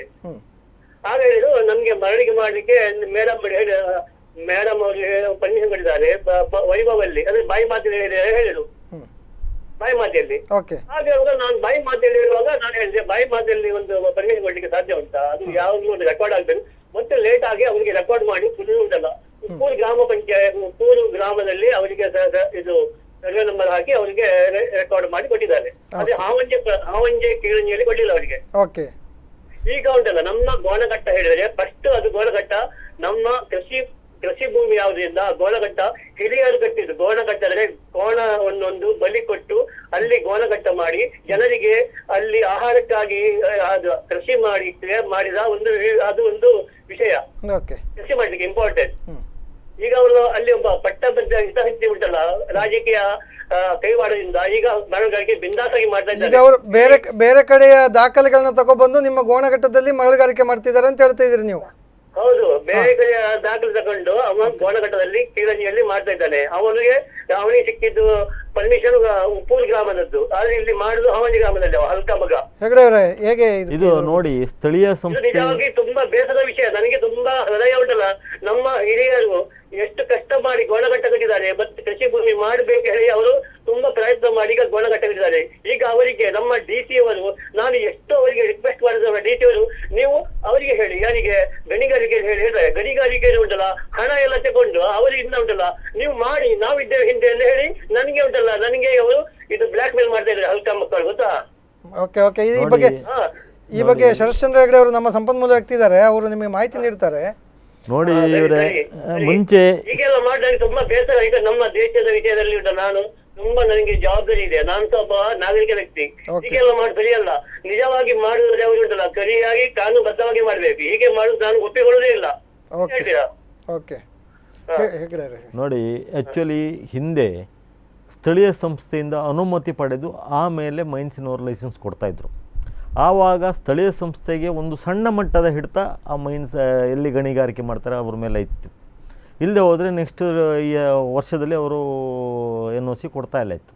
ಇವತ್ತು ಸ್ಥಳೀಯ ಸಂಸ್ಥೆಗೆ ಯಾವುದೇ ಮಾಹಿತಿ ಯಾವುದೇ ಇಲ್ಲದೆ ನೇರವಾಗಿ ಗಣಿ ಇಲಾಖೆಯಿಂದ ಕೊಟ್ಟಾಗ ಅವರು ಎಲ್ಲಿ ಕೊಟ್ಟಿದ್ದಾರೆ, ಎಲ್ಲಿ ಮಾಡಿದ್ದಾರೆ ಅಂತ ಗೊತ್ತಾಗೋದಿಲ್ಲ. ಪೊಲೀಸ್ನವ್ರು ರೈಡ್ ಬಂದಾಗ ಎಲ್ಲಿದೂ ಒಂದು ಪರ್ಮಿಷನ್ ಕೊಡ್ತಾರೆ, ಪೊಲೀಸ್ನವರಿಗೆ ಯಾವ ಸರ್ವೆ ನಂಬರ್ ಎಲ್ಲಿದೆ ಅಂತ ಅವ್ರಿಗೆ ಗೊತ್ತಾಗೋದಿಲ್ಲ. ರೆವಿನ್ಯೂ ಡಿಪಾರ್ಟ್ಮೆಂಟವ್ರು ಐಡೆಂಟಿಫೈ ಮಾಡಬೇಕಾಗತ್ತೆ. ಇಂಥವರು ಕಂಪ್ಲೇಂಟ್ ಕೊಟ್ಟಾಗ ಅವರು ದಾರಿ ತಪ್ಪಿಸ್ತಾರೆ. ಇದು ಇವತ್ತು ನಾವು ಇದನ್ನು ವಾಪಸ್ ಮಾಡೋದು, ಈ ಥರದ ಗಣಿಗಾರಿಕೆಯನ್ನು ವಾಪಸ್ ಮಾಡೋದು. ಕ್ಲಿಯರ್ ಟ್ರಾನ್ಸ್ಪರೆನ್ಸಿ ಯಾಕಿಲ್ಲ ನಿಮ್ಮಲ್ಲಿ? ಟ್ರಾನ್ಸ್ಪರೆನ್ಸಿಯಿಂದ ಮಾಡಿ. ನೋಡಿ, ಒಬ್ಬ ಸಣ್ಣ ಮನೆ ಕಟ್ಟಲಿಕ್ಕೆ ಹೋದರೆ CRZ ಅಲ್ಲಿ ನೀವು ತಡಿತೀರಿ, ಅವನಿಗೆ ಲೈಸೆನ್ಸ್ ಕೊಡೋದಿಲ್ಲ, ಕಟ್ಟಿದ್ರು ಕರೆಂಟ್ ಕೊಡೋದಿಲ್ಲ, ಇನ್ನೊಂದು ಸವಲತ್ತು ಕೊಡೋದು, ಮೂಲಭೂತ ಸೌಕರ್ಯ ಕೊಡೋದಿಲ್ಲ. ಈಗ ಇವರ ವಿಚಾರಕ್ಕೆ ಬಂದಾಗ ಏನು ಇದು ಮಾಡ್ಬೋದು, ಹೇಗೆ ಅದನ್ನು ನೋಡಿ, ಇವರ ವಿಚಾರ ಅಂತ ಹೇಳಿದರೆ ಈಗ ನನಗೆ ಸರಿಯಾಗಿ ದಾಖಲೆ ನೋಡಿದ್ರೆ ನಾನು ಹೇಳಿದ್ರು ತಪ್ಪಾಗ್ಬೋದು. ಅವರು ಹೇಳುವ ಪ್ರಕಾರ ಉಪ್ಪೂರಲ್ಲಿ ತಗೊಂಡು ಅಲ್ಲೇ ಮಾಡ್ತಾ ಇರೋದಿದ್ರೆ ಕಾನೂನಿಗೆ ವಿರುದ್ಧವಾಗಿದೆ. ಅವರು ಉಪ್ಪೂರಲ್ಲಿ ಯಾವ ಸರ್ವೆ ನಂಬರಿಗೆ ಅವರಿಗೆ ಕೊಟ್ಟಿದ್ದಾರೋ ಅಲ್ಲೇ ಗಣಿಗಾರಿಕೆ ಮಾಡಬೇಕಾಗಿತ್ತು. ಅದರ ಆಚೆಗೆ ಹೋದಲ್ಲಿ ಅವರು ಕಾನೂನನ್ನ ವೈಲೇಷನ್ ಆಗ್ತದೆ, ಅವರ ಲೈಸೆನ್ಸ್ ಕ್ಯಾನ್ಸಲ್ ಆಗಬೇಕು. ಅದಕ್ಕೆ ಏನಂದರೆ ಕಂದಾಯ ಇಲಾಖೆಯವರು ಮತ್ತು ಮೈನ್ಸಿನವರು ಬಂದು ಗಡಿಯನ್ನು ಗುರುತು ಮಾಡಿ, ಮತ್ತೆ ಪುನಃ ಅದೇ ನೀವು ಆವಾಗ ಹೇಳಿದಾಗೆ ಫ್ಲಾಗ್ ಹಾಕಿ ಗುರುತು ಮಾಡಿ ಅದಲ್ಲದೆ ಹೋದರೆ ಅಂಥವರಿಗೆ ಫೆನಲ್ಟಿ ಹಾಕಿ 3 ಪಟ್ಟಿನಷ್ಟು ಫೆನಲ್ಟಿ ಹಾಕಿ ಹಿಂದೆ ಮಾಡಿದಂಥ ಗಣಿಗಾರಿಕೆಗೆ ಅವ್ರನ್ನ ಕಾನೂನಲ್ಲಿ ಶಿಕ್ಷಿಸಬಹುದು. ಆದರೆ ಅಷ್ಟು ಮಟ್ಟಿಗೆ ನಮ್ಮ ಅಧಿಕಾರಿಗಳ ಮುಂದೆ ಹೋಗೋದಿಲ್ಲ. ಸರ್, ತಾವು ಕರೆ ಮಾಡಿ ಇಷ್ಟೊತ್ತು ನಮ್ಮ ಜೊತೆ ಮಾತನಾಡಿದಕ್ಕೆ ಧನ್ಯವಾದಗಳು ಸರ್. ನಾನು ಹೇಳ್ತೇನೆ, ನಮ್ಮ ಹಾವಂಜಿ ಪಂಚಾಯತ್ ಅದಕ್ಕೆ ಬದ್ಧ ವಿರೋಧವಾಗಿದ್ದಾರೆ. ಅಲ್ಲಿ ಗೋಳಗಟ್ಟೆಯಲ್ಲಿ ನೀವು ಅವರಿಗೆ ಮೇಲೆ ಅಧಿಕಾರಿ ಉಂಟಲ್ಲ, ಅದಕ್ಕೆ ಟಿವಿ ಕೊಡುದಿಲ್ಲ. ಅಲ್ಲ, ಈ ಬಗ್ಗೆ ನಾವು ಮುಂದೆ ಒಂದು ಚರ್ಚೆ ಮಾಡೋಣ. ನಾವು ಸಂಪನ್ಮೂಲ ನಾವು ನಮ್ಮ ಕೃಷಿ ಪ್ರಧಾನ ದೇಶ, ನಾವು ಕೃಷಿಗೆ ಇರುವಾಗ ಇವರು ಒಬ್ಬೊಬ್ಬ ವ್ಯಕ್ತಿಗಳೆಲ್ಲ ಉಂಟಲ್ಲ ಹೊಯ್ಗೆ ತೆಗೆದು ನಮ್ಮ ದೇಶವನ್ನೇ ನಮ್ಮ ಗ್ರಾಮ ನಮ್ಮ ಕೃಷಿ ಭೂಮಿಯನ್ನೇ ಹಾಳು ಮಾಡುವಾಗ ನಮಗೆ ಬೇರೆ ಆಗ್ತಾರೆ ಇಲ್ವಾ ಸರ್? ಖಂಡಿತವಾಗಿ ಸರ್, ಖಂಡಿತ ಬೇಸರ ಆಗ್ತಾರೆ. ಇಂಥ ಉಂಟಲ್ಲ, ನನಗೆ ನಿಜವಾಗಿ ಇಂಥ ಕೆಲಸ ಆಗೋದು ತುಂಬಾ ಬೇಸರ. ಆ ರೀತಿಯ ದಂಧೆ ನಡೆಸೋರಿಗೆ ಇಲಾಖೆ ಮತ್ತೆ ಅಧಿಕಾರಿಗಳು ಕೂಡ ಬೆಂಬಲ ಕೊಡೋದು ಕೂಡ ಒಂದು ರೀತಿಯಲ್ಲಿ ಕೃಷಿಕರ ಬದುಕನ್ನು ಹಾಳು ಮಾಡುವಂತ ಒಂದು ಹುನ್ನಾರ. ಇವರು ನೋಡಿ, ನಾನು ಇವರಿಗೆ ಡಿ.ಸಿ ಅವರಿಗೆ ಸಹ ಕಂಪ್ಲೇಂಟ್ ಮಾಡಿದ್ದೇನೆ, ವಿಶಾಲ್ ಅವರಿಗೆ, ಮತ್ತೆ ಅಣ್ಣಾಮಲೆಗೆ ಕಂಪ್ಲೇಂಟ್ ಮಾಡಿದ್ದಾನೆ, ಮತ್ತೆ ಇವರಿಗೂ ಸಹ ಯಾರು ನಮ್ಮ ಗಣಿಗಾರಿಕೆ ಮಾಡಿದ್ದಾರೆ. ಇವರು ಒಂದೇ ರೆಕ್ಕೆಯಲ್ಲಿದ್ದಾರೆ. ಅಂದ್ರೆ ಅವರಿಗೆ ಹೇಳಿ ಇವರಿಗೆ ಹೇಳಿ ಆದ್ರೆ ಇಲ್ಲಿ ಸಹ ಬಂದಾಗ್ಲಿಲ್ಲ, ಗೊತ್ತಾ? ಅವರಿಗೆ ಪಟ್ಟ ದೊಡ್ಡ ದೊಡ್ಡ ವ್ಯಕ್ತಿಗಳು ಅವರಿಗೆ ಸಪೋರ್ಟ್ ಅವರಿಗೆ, ಗೊತ್ತಾ? ಹೌದು, ಖಂಡಿತ ಅರ್ಥ ಆಯ್ತು ಸರ್, ನಿಮ್ಮ ಸಮಸ್ಯೆ ಅರ್ಥ ಆಯ್ತು. ವಿಷಯ ಉಂಟಲ್ಲ, ನಾನು ನಿಜವಾಗಿ ಈಗ ಆದ್ರೆ ನಾಳೆ ಉಂಟಲ್ಲ, ನಮ್ಗೆ ನೀರ್ತಾ ಇಲ್ಲ, ನಮ್ಮ ದೇಶ ಉಂಟಲ್ಲ ಹಾಳಾಗಿ ಹೋಗ್ತದೆ. ಮತ್ತೆ ನಮ್ಗೆ ಇಲ್ಲಿ ನೀರಿಲ್ಲದೆ ನಮ್ಮ ಭೂಕಂಪ ಆಗಿ ಉಂಟಲ್ಲ, ನಾವು ನಾಶ ಆಗಿ ಹೋಗ್ತೇವೆ, ಗೊತ್ತಾ? ಇಂಥ ಒಂದು ಕ್ರಿಯೆ ನೋಡುವಾಗ ನಂಗೆ ಕಣ್ಣೀರು ಬರ್ತಾ ಉಂಟು. ಇದು ನಿಜವಾಗಿ ಅಣ್ಣಾಮಲೈ ಆಗ್ಲಿ, ಯಾ ವಿಶಾಲ್ ಆಗ್ಲಿ, ಯಾ ಗಣಿಗಾರಿಗಳು ತಿಳ್ಕೊಳ್ಬೇಕು.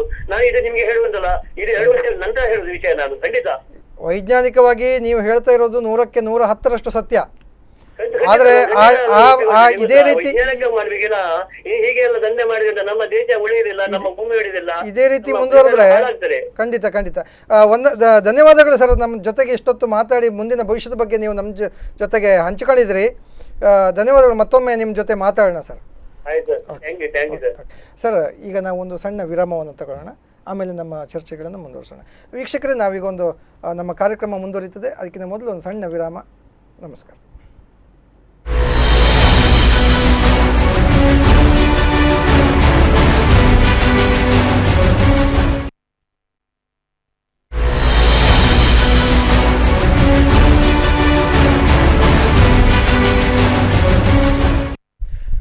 ಪಬ್ಲಿಕ್ ಮೇಲ್ ವಿಶೇಷ ಕಾರ್ಯಕ್ರಮ ಕರೆ ಮಾಡಿ ದೂರು ನೀಡಿ ಕಾರ್ಯಕ್ರಮಕ್ಕೆ ಮತ್ತೊಮ್ಮೆ ತಮಗೆಲ್ಲ ಆತ್ಮೀಯವಾದ ಸ್ವಾಗತ. ವೀಕ್ಷಕರೇ, ನಮ್ಮ ಜೊತೆಗೆ ಶರಶ್ಚಂದ್ರ ಹೆಗಡೆ ಅವರು ಸಾಮಾಜಿಕ ಕಾರ್ಯಕರ್ತರಿದ್ದಾರೆ. ಮರಳುಗಾರಿಕೆ ಬಗ್ಗೆ ಸಾಕಷ್ಟು ಅಧ್ಯಯನ ಮಾಡಿ ಏನು ಸಿ ನೀರಿನ ಮರಳುಗಾರಿಕೆ ಮತ್ತು CRZ ವ್ಯಾಪ್ತಿಯ ಮರಳುಗಾರಿಕೆ ಬಗ್ಗೆ, ಅದಕ್ಕೆ ಇರಬೇಕಾದ ಕಂಡೀಷನ್ಸ್ ಬಗ್ಗೆ ಅಧಿಕಾರಿಗಳು ಮತ್ತು ಸರ್ಕಾರ ಜನಪ್ರತಿನಿಧಿಗಳು ತೆಗೆದುಕೊಳ್ಬೇಕಾದಂತಹ ಒಂದು ಎಚ್ಚರಿಕೆಗಳ ಬಗ್ಗೆ, ಜಾಗೃತಿಗಳ ಬಗ್ಗೆ, ಜನ ತಿಳ್ಕೊಳ್ಬೇಕಾದ ಮಾಹಿತಿಗಳ ಬಗ್ಗೆ ಸಾಕಷ್ಟು ನಮ್ಮ ಜೊತೆ ಹಂಚಿಕೊಳ್ತಾ ಇದ್ದಾರೆ. ಒಟ್ಟಾರೆಯಾಗಿ ಮುಂದಿನ ದಿನದಲ್ಲಿ ಎರಡು ಮುಖ್ಯ ವಿಚಾರ ಇದೆ ಹೆಗಡೆಯವರೇ. ಒಂದು, ಈ ಹಿಂದೆ ನಾವೇನು ದಂಧೆಯಾಗಿ ಅದು ಬಂದಾಗ ಸ್ಥಳೀಯವಾಗಿ ಮರಳುಗಾರಿಕೆಯ ಮರಳಿನ ಕೊರತೆ ಇತ್ತು. ಏನು ಚುನಾವಣೆಗೆ ಮೊದಲೇ ನಂತರ 3 ತಿಂಗಳು ನಿಂತಿತ್ತು. ಅದಕ್ಕಿಂತ ಮೊದಲು ಕೂಡ ಸ್ಥಳೀಯವಾಗಿ ಮರಳು ಕಟ್ಟಡ ಕಾರ್ಮಿಕರು ಕೆಲಸ ಸ್ಥಗಿತ ಮಾಡುವಂಥ ಸ್ಥಿತಿ ನಿರ್ಮಾಣ ಆಗಿತ್ತು. ಈಗ ಮತ್ತೆ ಪುನಃ ಅದೇ ನೆಪವನ್ನು ಇಟ್ಟುಕೊಂಡು ವಾಪಸ್ಸು ಮತ್ತೆ ಮರಳುಗಾರಿಕೆಗೆ ಅನುಮತಿ ಕೊಡ್ತಾ ಇದ್ದಾರೆ. ಸೊ ಏನು ಈಗ ಮರಳುಗಾರಿಕೆ ಈಗ ಆರಂಭ ಆದರೆ ಪೂರ್ತಿ ಸ್ಥಳೀಯ ಸಮಸ್ಯೆಗಳು ಪರಿಹಾರ ಆಗ್ತದೆ ಅಂತ ಅನಿಸುತ್ತಾ, ಅಥವಾ ಹೇಗೆ? ನೋಡಿ, ನನ್ನ ಒಂದು ಅಭಿಪ್ರಾಯದಲ್ಲಿ, ನನ್ನ ಒಂದು ತಿಳುವಳಿಕೆಯಲ್ಲಿ ಹೇಳೋದಿದ್ರೆ, ಈ CRZ ಮರಳನ್ನು ನಮ್ಮಲ್ಲಿ ಸ್ವತಃ ಕಟ್ಟಡಕ್ಕೆ ಯಾರೂ ಹೆಚ್ಚಾಗಿ ಬಳಕೆ ಮಾಡೋದಿಲ್ಲ. ಯಾಕಂದರೆ ಉಪ್ಪು ನೀರಿನ ಹೊಯ್ಗೆ ಬಳಕೆ ಮಾಡಿದ್ದಲ್ಲಿ, ಮರಳು ಬಳಕೆ ಮಾಡಿದ್ದಲ್ಲಿ ಕಟ್ಟಡದ ಒಂದು ಜೀವಿತಾವಧಿ ಕಡಿಮೆ ಆಗ್ತದೆ, ಲೈಫ್ ಕಡಿಮೆ ಆಗಿದೆ. ಸಿಮೆಂಟು ಸ್ಟೀಲ್ ಹಾಕಿದರೆ ಸ್ಟೀಲಿಗೆ ತುಕ್ಕು ಬರ್ತದೆ. ಸೊ ಮತ್ತೆ ಯಾರೂ ಯೂಸ್ ಮಾಡೋದಿಲ್ಲ. ಈಗ ನಮಗೆ ಇವತ್ತಿನವರೆಗೂ ಒಂದು ತಿಳಿದಿದ್ದಂಥ ಇದು, ಇವರು ಸೆಂಟ್ರಲ್ ಗೌರ್ಮೆಂಟಿಂದ ಇದರ ಬಗ್ಗೆ ಹೋರಾಟ ಕೊಟ್ಟು ಇದಕ್ಕೆ ಬೇಕಾದ ಅನುಮತಿಯನ್ನು ಪಡಿತಾರೆ. ಅದೇ ರೀತಿಯಲ್ಲಿ ಯಾಕೆ CRZ ಅನ್ನು ಇವರು ಮಾಡಿಲ್ಲ? ಇದೇ ರೀತಿಯಲ್ಲಿ CRZ ಕೊಡಲಿಕ್ಕೆ ಇವರಿಗೆ ಕಾನೂನು ತರಲಿಕ್ಕೆ ಏನು ತೊಂದರೆ? ಅಥವಾ ರಾಜ್ಯ ಸರ್ಕಾರದಲ್ಲಿದ್ದರೆ ಇವರು ನಮ್ಮ ಉಸ್ತುವಾರಿ ಸಚಿವರು ರಾಜ್ಯ ಮುಖ್ಯಮಂತ್ರಿಯವರಿಗೆ ಮನವರಿಕೆ ಮಾಡಿ ನಮ್ಮ ಒಂದು ಏನು ಇದಿದೆ ಅಂತ ಹೇಳಿದಾಗ ಆವಾಗ ನ್ಯಾಚುರಲ್ಲಾಗಿ ಮರಳುಗಾರಿಕೆ ಮಾಡಲಿಕ್ಕೆ ಏನು ತೊಂದರೆ ಇಲ್ಲ. ಖಂಡಿತ. ಮತ್ತು ಆವಾಗ ನಮ್ಮ ಲೋಕಲ್ ಕಟ್ಟಡಗಳಿಗೆ ಬೇಕಾದಷ್ಟು ಮರಳು ಸಿಗ್ತದೆ. ಇವತ್ತು ಯಾಕೆ ಸಿಗೋದಿಲ್ಲ ಅಂತ, ಈ ಮರಳಿನಲ್ಲಿ 90% ಮರಳು ಹೋಗ್ತಾ ಇರೋದು ಹೊರ ಜಿಲ್ಲೆಗಳಿಗೆ. ಖಂಡಿತ. ಇಲ್ಲಿ ಕೊಟ್ಟರು ಇವಾಗ ಏನೂ ಇಲ್ಲ, ಯಾವುದು ಗತಿ ಇಲ್ಲ ಅಂತ ಮಾಡ್ಕೊಳ್ಬೇಕು ಹೊರತು, ಇಲ್ಲದೆ ಹೋದರೆ ನ್ಯಾಚುರಲಾಗಿ ಈ ಮರಳನ್ನು ಯಾರೂ ಯೂಸ್ ಮಾಡುವುದಿಲ್ಲ. ಓಕೆ. ಸೊ ಇದು ಇವಾಗ ದಂಧೆಯನ್ನು ಪ್ರಾರಂಭ. ಹಾಗಾದ್ರೆ ಈಗ ಅದು ಈಗ ನಮ್ಮ ಸ್ಥಳೀಯ ಕಟ್ಟಡ ಇವರು ಕೊಟ್ಟಿರುವಂಥದ್ದು, ನನ್ನ ಒಂದು ಸ್ವತಾಭಿಪ್ರಾಯದಲ್ಲಿ, ನನ್ನ ಒಂದು ತಿಳುವಳಿಕೆ ಮಟ್ಟಿಗೆ ಹೇಳೋದಿದ್ರೆ, ಒಂದು ಪಾರಂಪರಿಕವಾಗಿ ಮರಳು ತೆಗೆಯುವಂಥವರಿಗೆ ಯಾವುದೇ ಅನುಕೂಲವಿಲ್ಲ, ಅಥವಾ ಸ್ಥಳೀಯ ಜನರಿಗೆ ಯಾವುದೇ ರೀತಿಯ ಒಂದು ಉಪಯೋಗ ಇಲ್ಲದಂತ ಮರಳು ಪೂರೈಕೆ ಸಾಧ್ಯ ಇಲ್ಲ. ಈ ಮರಳು ಬೇಡ ನಮಗೆ CRZ ಮರಳು ಕೊಡಿ ಸ್ವಾಮಿ. ಕರೆಕ್ಟ್. ಅದು ನೋಡಿ, ಇವತ್ತು ತೆಗೆದೇ ಇದ್ದರೆ ಮುಂದೆ ಅಲ್ಲಿ ಕೃತಕ ನೆರೆ ಆಗಿ ಕೃಷಿ ಹಾಳಾಗ್ತದೆ, ಮನೆಗಳ ಡ್ಯಾಮೇಜ್ ಆಗ್ಬೋದು, ಇನ್ನೊಂದಾಗ್ಬೋದು, ಇದೇ ರೀತಿಯಲ್ಲಿ ಬೇರೆ ಬೇರೆ ಅನಾಹುತಗಳಾಗ್ಬೋದು. ಅಲ್ಲ, ಈಗ CRZ ಅಲ್ಲಿ PWD ಅವರಿಗೆ ಅದು ರಾಜ್ಯ ಸರ್ಕಾರ ಹಿಂದೆ ತಂದಂಥ ಒಂದು ಕಾನೂನು, PWD ಮೂಲಕ ಆಕ್ಷನ್ ಮಾಡಿ ಅಂದ್ರೆ ಪಾರದರ್ಶಕವಾಗಿ ಹಂಚಿಕೆ ಮಾಡಬೇಕಂತ. ನಮ್ಮ ಜಿಲ್ಲೆಯಲ್ಲಿ ಇರುವಂಥ ಒಂದು ಸಮಸ್ಯೆ ಬಗ್ಗೆ ಹೇಗೆ ಇವರು CRZಗೆ ಕನ್ವಿನ್ಸ್ ಮಾಡಿ ತಂದಿದ್ರು, ಅದೇ ಥರ CRZ ಕನ್ವಿನ್ಸ್ ಮಾಡಿ ಇವ್ರಿಗೆ ತರ್ಬೋದಿತ್ತಲ್ಲ, ಕೊಡ್ಬೋದಿತ್ತಲ್ಲ. ಯಾಕಾದ್ರೆ ಮಾಡೋದಿಲ್ಲ ಇವರು? ಖಂಡಿತ. ಬೇಸಿಕಲಿ ನಮ್ಮ ಈ ಪಾರಂಪರಿಕ ಮರಳು ತೆಗೆಯೋರು ಹೆಚ್ಚಾಗಿ ತೆಗೆಯೋದು CRZ ಅಲ್ಲಿ. CRZ ಅಲ್ಲಿ ಭಾರಿ ಕಡಿಮೆ ಜನ ತೆಗೆಯೋರು. ಯಾಕಂದರೆ ಈ ಹಿಂದೆ ಅದಕ್ಕೆ ಯಾರು ತಗೊಂಡು ಹೋಗೋರಿಲ್ಲ, ಡಿಮಾಂಡ್ ಇರಲೇ ಇತ್ತು. ಓಕೆ. ಈಗ ಹೆಗಡೆ ಅವರು ಈಗ ನಮ್ಮ ಜೊತೆಗೆ ಇನ್ನೊಬ್ಬರು ಕರೆ ಮಾಡಿ ಸಂಪರ್ಕದಲ್ಲಿದ್ದಾರೆ. ಹಲೋ. ನಮಸ್ಕಾರ ಸರ್. ಯಾರು ಮಾತಾಡೋದು ತಾವು? ಪ್ರಕಾಶ್ ಅಂತ. ಓಕೆ ಪ್ರಕಾಶ್ ಹೇಳಿ, ಬೆಣ್ಣೆಕುದ್ರಿಂದ ಹೇಳಿ. ಈ ಮರಳುಗಾರಿಕೆ ಬಗ್ಗೆ ಹೇಳೋದಕ್ಕೆ ನಮ್ಗೆ ನಾಚಿಕೆ ಆಗ್ತದೆ ಇವಾಗ. ಆದರೂ ಹೇಳಲೇಬೇಕಲ್ಲ ಸರ್. ಹೌದು, ಯಾಕಂತ ಹೇಳಿದ್ರೆ ಕಾನೂನು ಯಾವ ತರ ಎಲ್ಲ ಇವ್ರು ಮಾಡ್ತಾರಂತ ಹೇಳಲಿಕ್ಕೆ ಆಗೋದಿಲ್ಲ. DC ಅವರು ಓಕೆ ಉಪ್ಪು ನೀರಿನ ಮರಳನ್ನು ತೆಗೆದು ಯಾರಿಗೆ ಕೊಡೋದು, ಯಾವ ತರ ಮಾಡೋದು, ಯಾವ ಕನ್ಸ್ಟ್ರಕ್ಷನ್ ಮಾಡೋದು ಅಂತ ಗೊತ್ತಿಲ್ಲ ಇವಾಗ. ಓಕೆ ಒಟ್ಟಿಗೆ ನಾವೆಲ್ಲ ಅಲ್ಲಿ ಉಪ್ಪು ನೀರು ಕುಡಿತಾ ಇದ್ದೀವಿ ಇವಾಗ.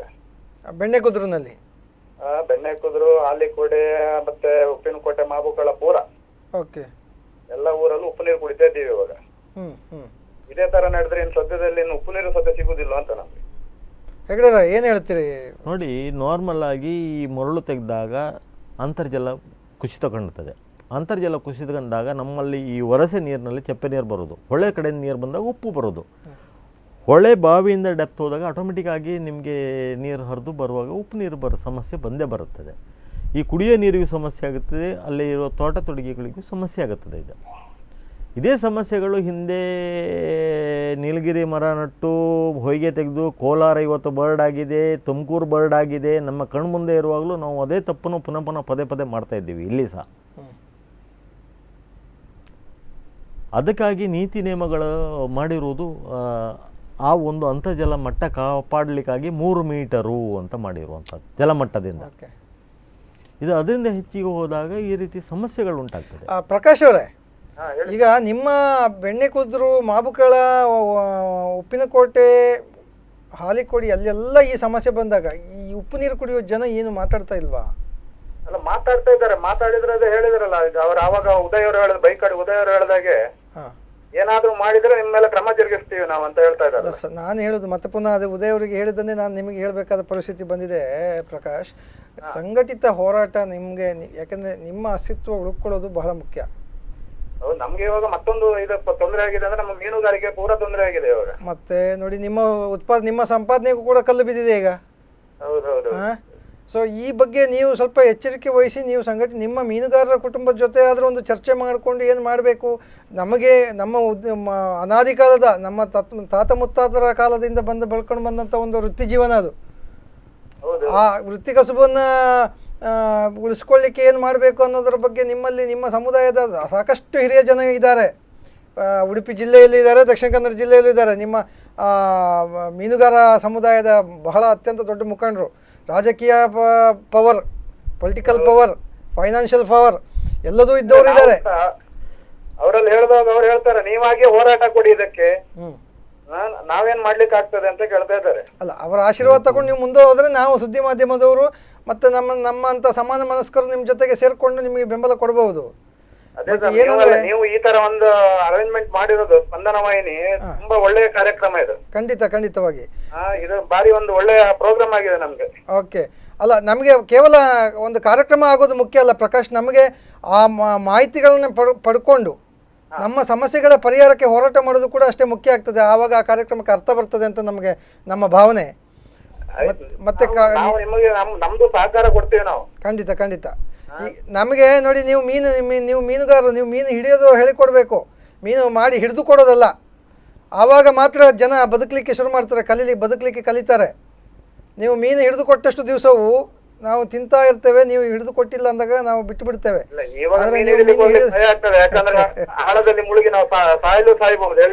ಅಲ್ಲ, ಇದು ಬಹಳ, ನಾನು ಇದನ್ನ ಒಂದು ಹಾಗೆ ಹೇಳಿದ್ರು ಕೂಡ ಬಹಳ ಗಂಭೀರವಾದ ವಿಚಾರ.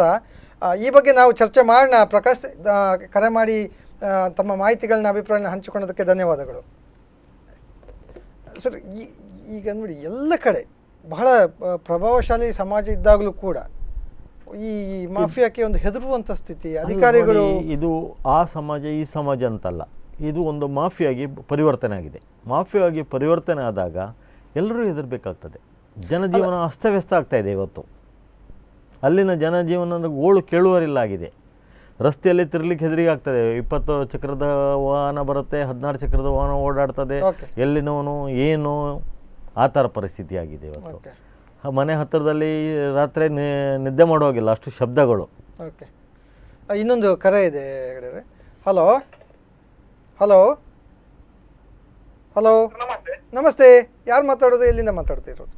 ಲೋಕೇಶ್ ಅಂತ, ಉಡುಪಿಯಿಂದ ಮಾತಾಡ್ತಿರೋದು. ಹೇಳಿ ಸರ್. ಸರ್ ಅದೇ ನಿಮ್ಮ ಇದರ ಬಗ್ಗೆ ನಾನು ಇವತ್ತಿನ ಕಾನ್ಸೆಪ್ಟ್ ತುಂಬಾ ಇಷ್ಟ ಆಯ್ತು ಸರ್. ನಾವು ನೋಡಿದೀವಿ ಇಲ್ಲೆಲ್ಲ ನಡೀತಾ ಇದೆ ಈಗ ಆಲ್ರೆಡಿ. ಓಕೆ.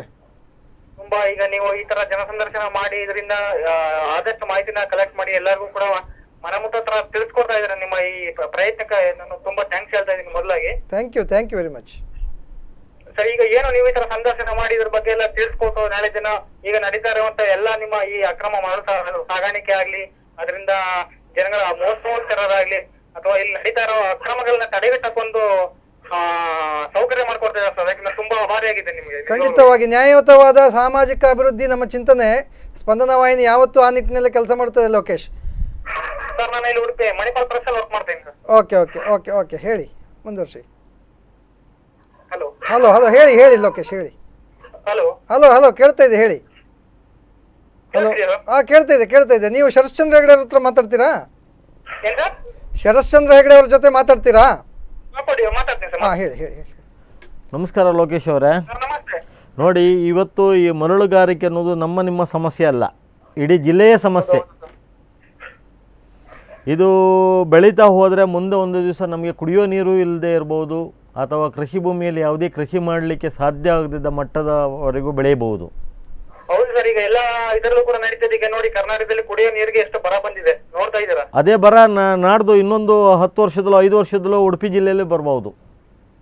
ಹೌದು ಸರ್. ಈಗ ನೀವು ಹೇಳೋ ಪ್ರಕಾರ ಈಗ ಪ್ರತಿಯೊಂದು ಜಿಲ್ಲೆ ಈಗ ಮೊದಲು ರಾಜ್ಯದ ಸಮಸ್ಯೆ ಇದ್ದಿದ್ದು, ಈಗ ಜಿಲ್ಲೆಗೂ ಸಮಸ್ಯೆ ಬಂದಿದೆ ಈಗ. ಅದಕ್ಕಾಗಿ ಎಲ್ಲರೂ ಇದನ್ನ ಒಂದು ಸರಿದಾರಿಗೆ ತರುವಂತ ಪ್ರಯತ್ನ ಮಾಡೋಣ.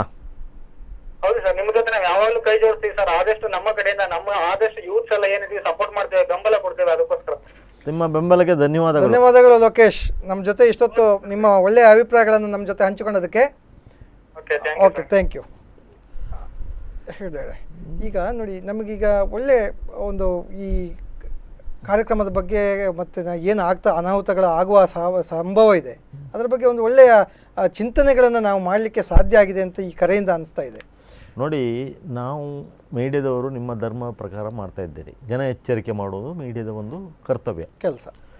ಇವತ್ತು ಏನಾಗ್ತಿದೆ ಅಂತ ಹೇಳಿದರೆ, ಬೆಳೀತಾ ಇರುವಾಗ ಜನರಿಗೆ ಹೆದರಿಗೆ ಭಯ ಹುಟ್ಟಿದೆ, ಸ್ವರ ಎತ್ತಲಿಕ್ಕೆ ಆಗ್ತಾ ಇಲ್ಲ. ಇಂಥ ಒಂದು ವೇದಿಕೆ ಸಿಕ್ಕಿದಾಗ ಅವರು ತಮ್ಮ ಇದನ್ನು ನೋವನ್ನು ತೋಡ್ಕೊಳ್ತಾ ಇದ್ದಾರೆ. ಹೆಚ್ಚಿನ ಕರೆಯಲ್ಲಿ ಅವರು ನಮ್ಮ ನೋವನ್ನು ತೋಡ್ಕೊಳ್ಳೋದು ನೋಡ್ತಾ ಇದ್ದೇವೆ. ಅಸಹಾಯಕರಾಗಿ ನೋವು ತೋಡ್ಕೊಳ್ತಿದ್ದಾರೆ. ಇದರ ಬಗ್ಗೆ ನಮ್ಮ ಜಿಲ್ಲಾ ಆಡಳಿತ ಏನು ಮಾಡ್ತಾ ಇದೆ ಅಂತ ನನ್ನೊಂದು ಪ್ರಥಮ ಪ್ರಶ್ನೆ. ಮತ್ತು ಜಿಲ್ಲಾಡಳಿತ ಮತ್ತೆ ನಾನು ಕೇಳುವ 2 ಪ್ರಶ್ನೆ. ಈವರೆಗೆ ನೀವು ಮರಳು ಗಣಿಗಾರಿಕೆಯಿಂದ ರಾಯಲ್ಟಿ ಎಷ್ಟು ಸಂಗ್ರಹ ಮಾಡಿದ್ದೀರಿ ಸ್ವಾಮಿ? ಎಷ್ಟು ಪರ್ಮಿಟನ್ನು ಹೊರ ಜಿಲ್ಲೆಗೆ ನೀವು ಕೊಟ್ಟಿದ್ದೀರಿ?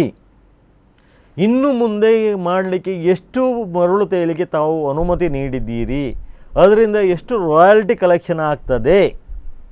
ನಿಮ್ಮ ಒಂದು ದುಡ್ಡಿನ ದಾಹಕ್ಕೋ ಇನ್ನೊಂದು ದಾಹಕ್ಕೋ ಜನರ ಹಿತರ ಶಕ್ತಿಯನ್ನು ಬಲಿ ಕೊಡ್ತಾ ಇದ್ದೀರಾ, ಅಥವಾ ಜಿಲ್ಲೆ ಹಿತವನ್ನು ಬಲಿ ಕೊಡ್ತಾ ಇದ್ದೀರಾ? ಇದಕ್ಕೆ ತಾವು ದಯವಿಟ್ಟು ಸ್ಪಷ್ಟೀಕರಣ ನೀಡಬೇಕಾಗಿ ತಮ್ಮಲ್ಲಿ ಕಳಕಳಿಯಿಂದ ಕೋರ್ಕೊಳ್ತೇವೆ. ಖಂಡಿತ ಹೆಗಡೆ, ಜಿಲ್ಲಾಡಳಿತ ಇರ್ಬೋದು, ಗಣಿ ಮತ್ತು ಭೂವಿಜ್ಞಾನ ಇಲಾಖೆ ಇರ್ಬೋದು, ಜಿಲ್ಲೆಯ ಅಥವಾ ಅವಿಭಜಿತ ದಕ್ಷಿಣ ಕನ್ನಡ ಜಿಲ್ಲೆಯ ಇಬ್ಬರು ಉಸ್ತುವಾರಿ ಸಚಿವರು ಇರ್ಬೋದು, ಶಾಸಕರಿರ್ಬೋದು, ಜನಪ್ರತಿನಿಧಿಗಳಿರ್ಬೋದು, ಯಾರೇ ಇದ್ದರೂ ಕೂಡ ಬಹಳ ಪ್ರಮುಖವಾಗಿ ಕರಾವಳಿಯನ್ನು ಕಿತ್ತು ತಿನ್ನುವಂತಹ, ಗ್ರಾಮೀಣ ಸೊಗಡನ್ನು ಕಿತ್ತುಕೊಳ್ಳುವಂತಹ, ಸ್ಥಳೀಯ ಬುಡಕಟ್ಟು ಏನು ವೃತ್ತಿ ಕಸುಬುಗಳನ್ನು ಮಾಡ್ತಾ ಇರುವಂಥ ಮೀನುಗಾರ ಸಮುದಾಯಕ್ಕೆ ಏನು ಅನ್ಯಾಯ ಆಗ್ತಾ ಇದೆ, ಸ್ಥಳೀಯ ಕಟ್ಟಡ ಕಾರ್ಮಿಕರಿಗೆ ಏನು ತೊಂದರೆ ಆಗ್ತಾ ಇದೆ, ಕಟ್ಟಡ ನಿರ್ಮಾಣಕ್ಕೆ ಏನು ಸಮಸ್ಯೆ ಆಗ್ತಾ ಇದೆ, ಯಾವ ಕಾನೂನಿನಲ್ಲಿ ಅವಕಾಶ ಇಲ್ಲವೋ ಅಂಥ ಕಾನೂನನ್ನು ಬಳಸಿಕೊಂಡು ಆ ದುರುಪಯೋಗ ಮಾಡಿಕೊಂಡು CRZನಲ್ಲಿ ಅಕ್ರಮ ಮರಳುಗಾರಿಕೆಯನ್ನು ಮಾಡಲಿಕ್ಕೆ ಏನು ವ್ಯವಸ್ಥೆ ಮಾಡಲಾಗ್ತಾ ಇದೆ, ಇದರ ಬಗ್ಗೆ ಕಟ್ಟುನಿಟ್ಟಿನ ಕ್ರಮವನ್ನು ಜಿಲ್ಲಾಡಳಿತ ಖಂಡಿತವಾಗಿ ತಗೊಳ್ತದೆ ಅನ್ನುವಂತಹ ಒಂದು ಭಾವನೆಯಲ್ಲಿ ನಾವು ಸ್ಪಂದನ ವಾಹಿನಿ ಮೂಲಕ ಆ ಭಾವನೆಯನ್ನು ವ್ಯಕ್ತಪಡಿಸ್ತಾ ಇದ್ದೇವೆ. ಮುಂದೊಂದು ದಿನ ಇದೇ ರೀತಿ ಮುಂದುವರಿತಾ ಹೋದರೆ ಮುಂದೊಂದು ದಿನ ಖಂಡಿತವಾಗಿಯೂ ಅವಿಭಜಿತ ದಕ್ಷಿಣ ಕನ್ನಡ ಜಿಲ್ಲೆಯ ಕರಾವಳಿ ತೀರ ಹಾಗೂ ಗ್ರಾಮೀಣ ಪ್ರದೇಶಗಳು ಕಷ್ಟದಲ್ಲಿ ಬದುಕುವಂಥ ಪರಿಸ್ಥಿತಿ, ಕುಡಿಯುವ ನೀರಿಗೂ ಸಮಸ್ಯೆಯನ್ನು ಅನುಭವಿಸುವಂಥ ಪರಿಸ್ಥಿತಿ ಬರ್ತದೆ ಅಂತ ಹೇಳ್ತಾ, ಮುಂದಿನ ಇದಕ್ಕೆ ಏನು ಮುಂದಿನ ವಾರದಲ್ಲಿ ಈ ಗಣಿಗಾರಿಕೆಗೆ ಅನುಮತಿ ಕೊಡುವಾಗ ಬಹಳ ಮುನ್ನೆಚ್ಚರಿಕೆಯ ಕ್ರಮವನ್ನು ವಹಿಸಿಕೊಂಡು ಜಿಲ್ಲಾಡಳಿತ ಮತ್ತು ಗಣಿ ಇಲಾಖೆ ಕೆಲಸ ಮಾಡಬೇಕು ಅಂತ ಹೇಳ್ತಾ ನಮ್ಮ ಇವತ್ತಿನ ಪಬ್ಲಿಕ್ ಮೇಲ್ ಕಾರ್ಯಕ್ರಮಕ್ಕೆ ವಿದಾಯ ಹೇಳ್ತಾ ಇದ್ದೇವೆ. ನಮಸ್ಕಾರ. ಎಂಡ್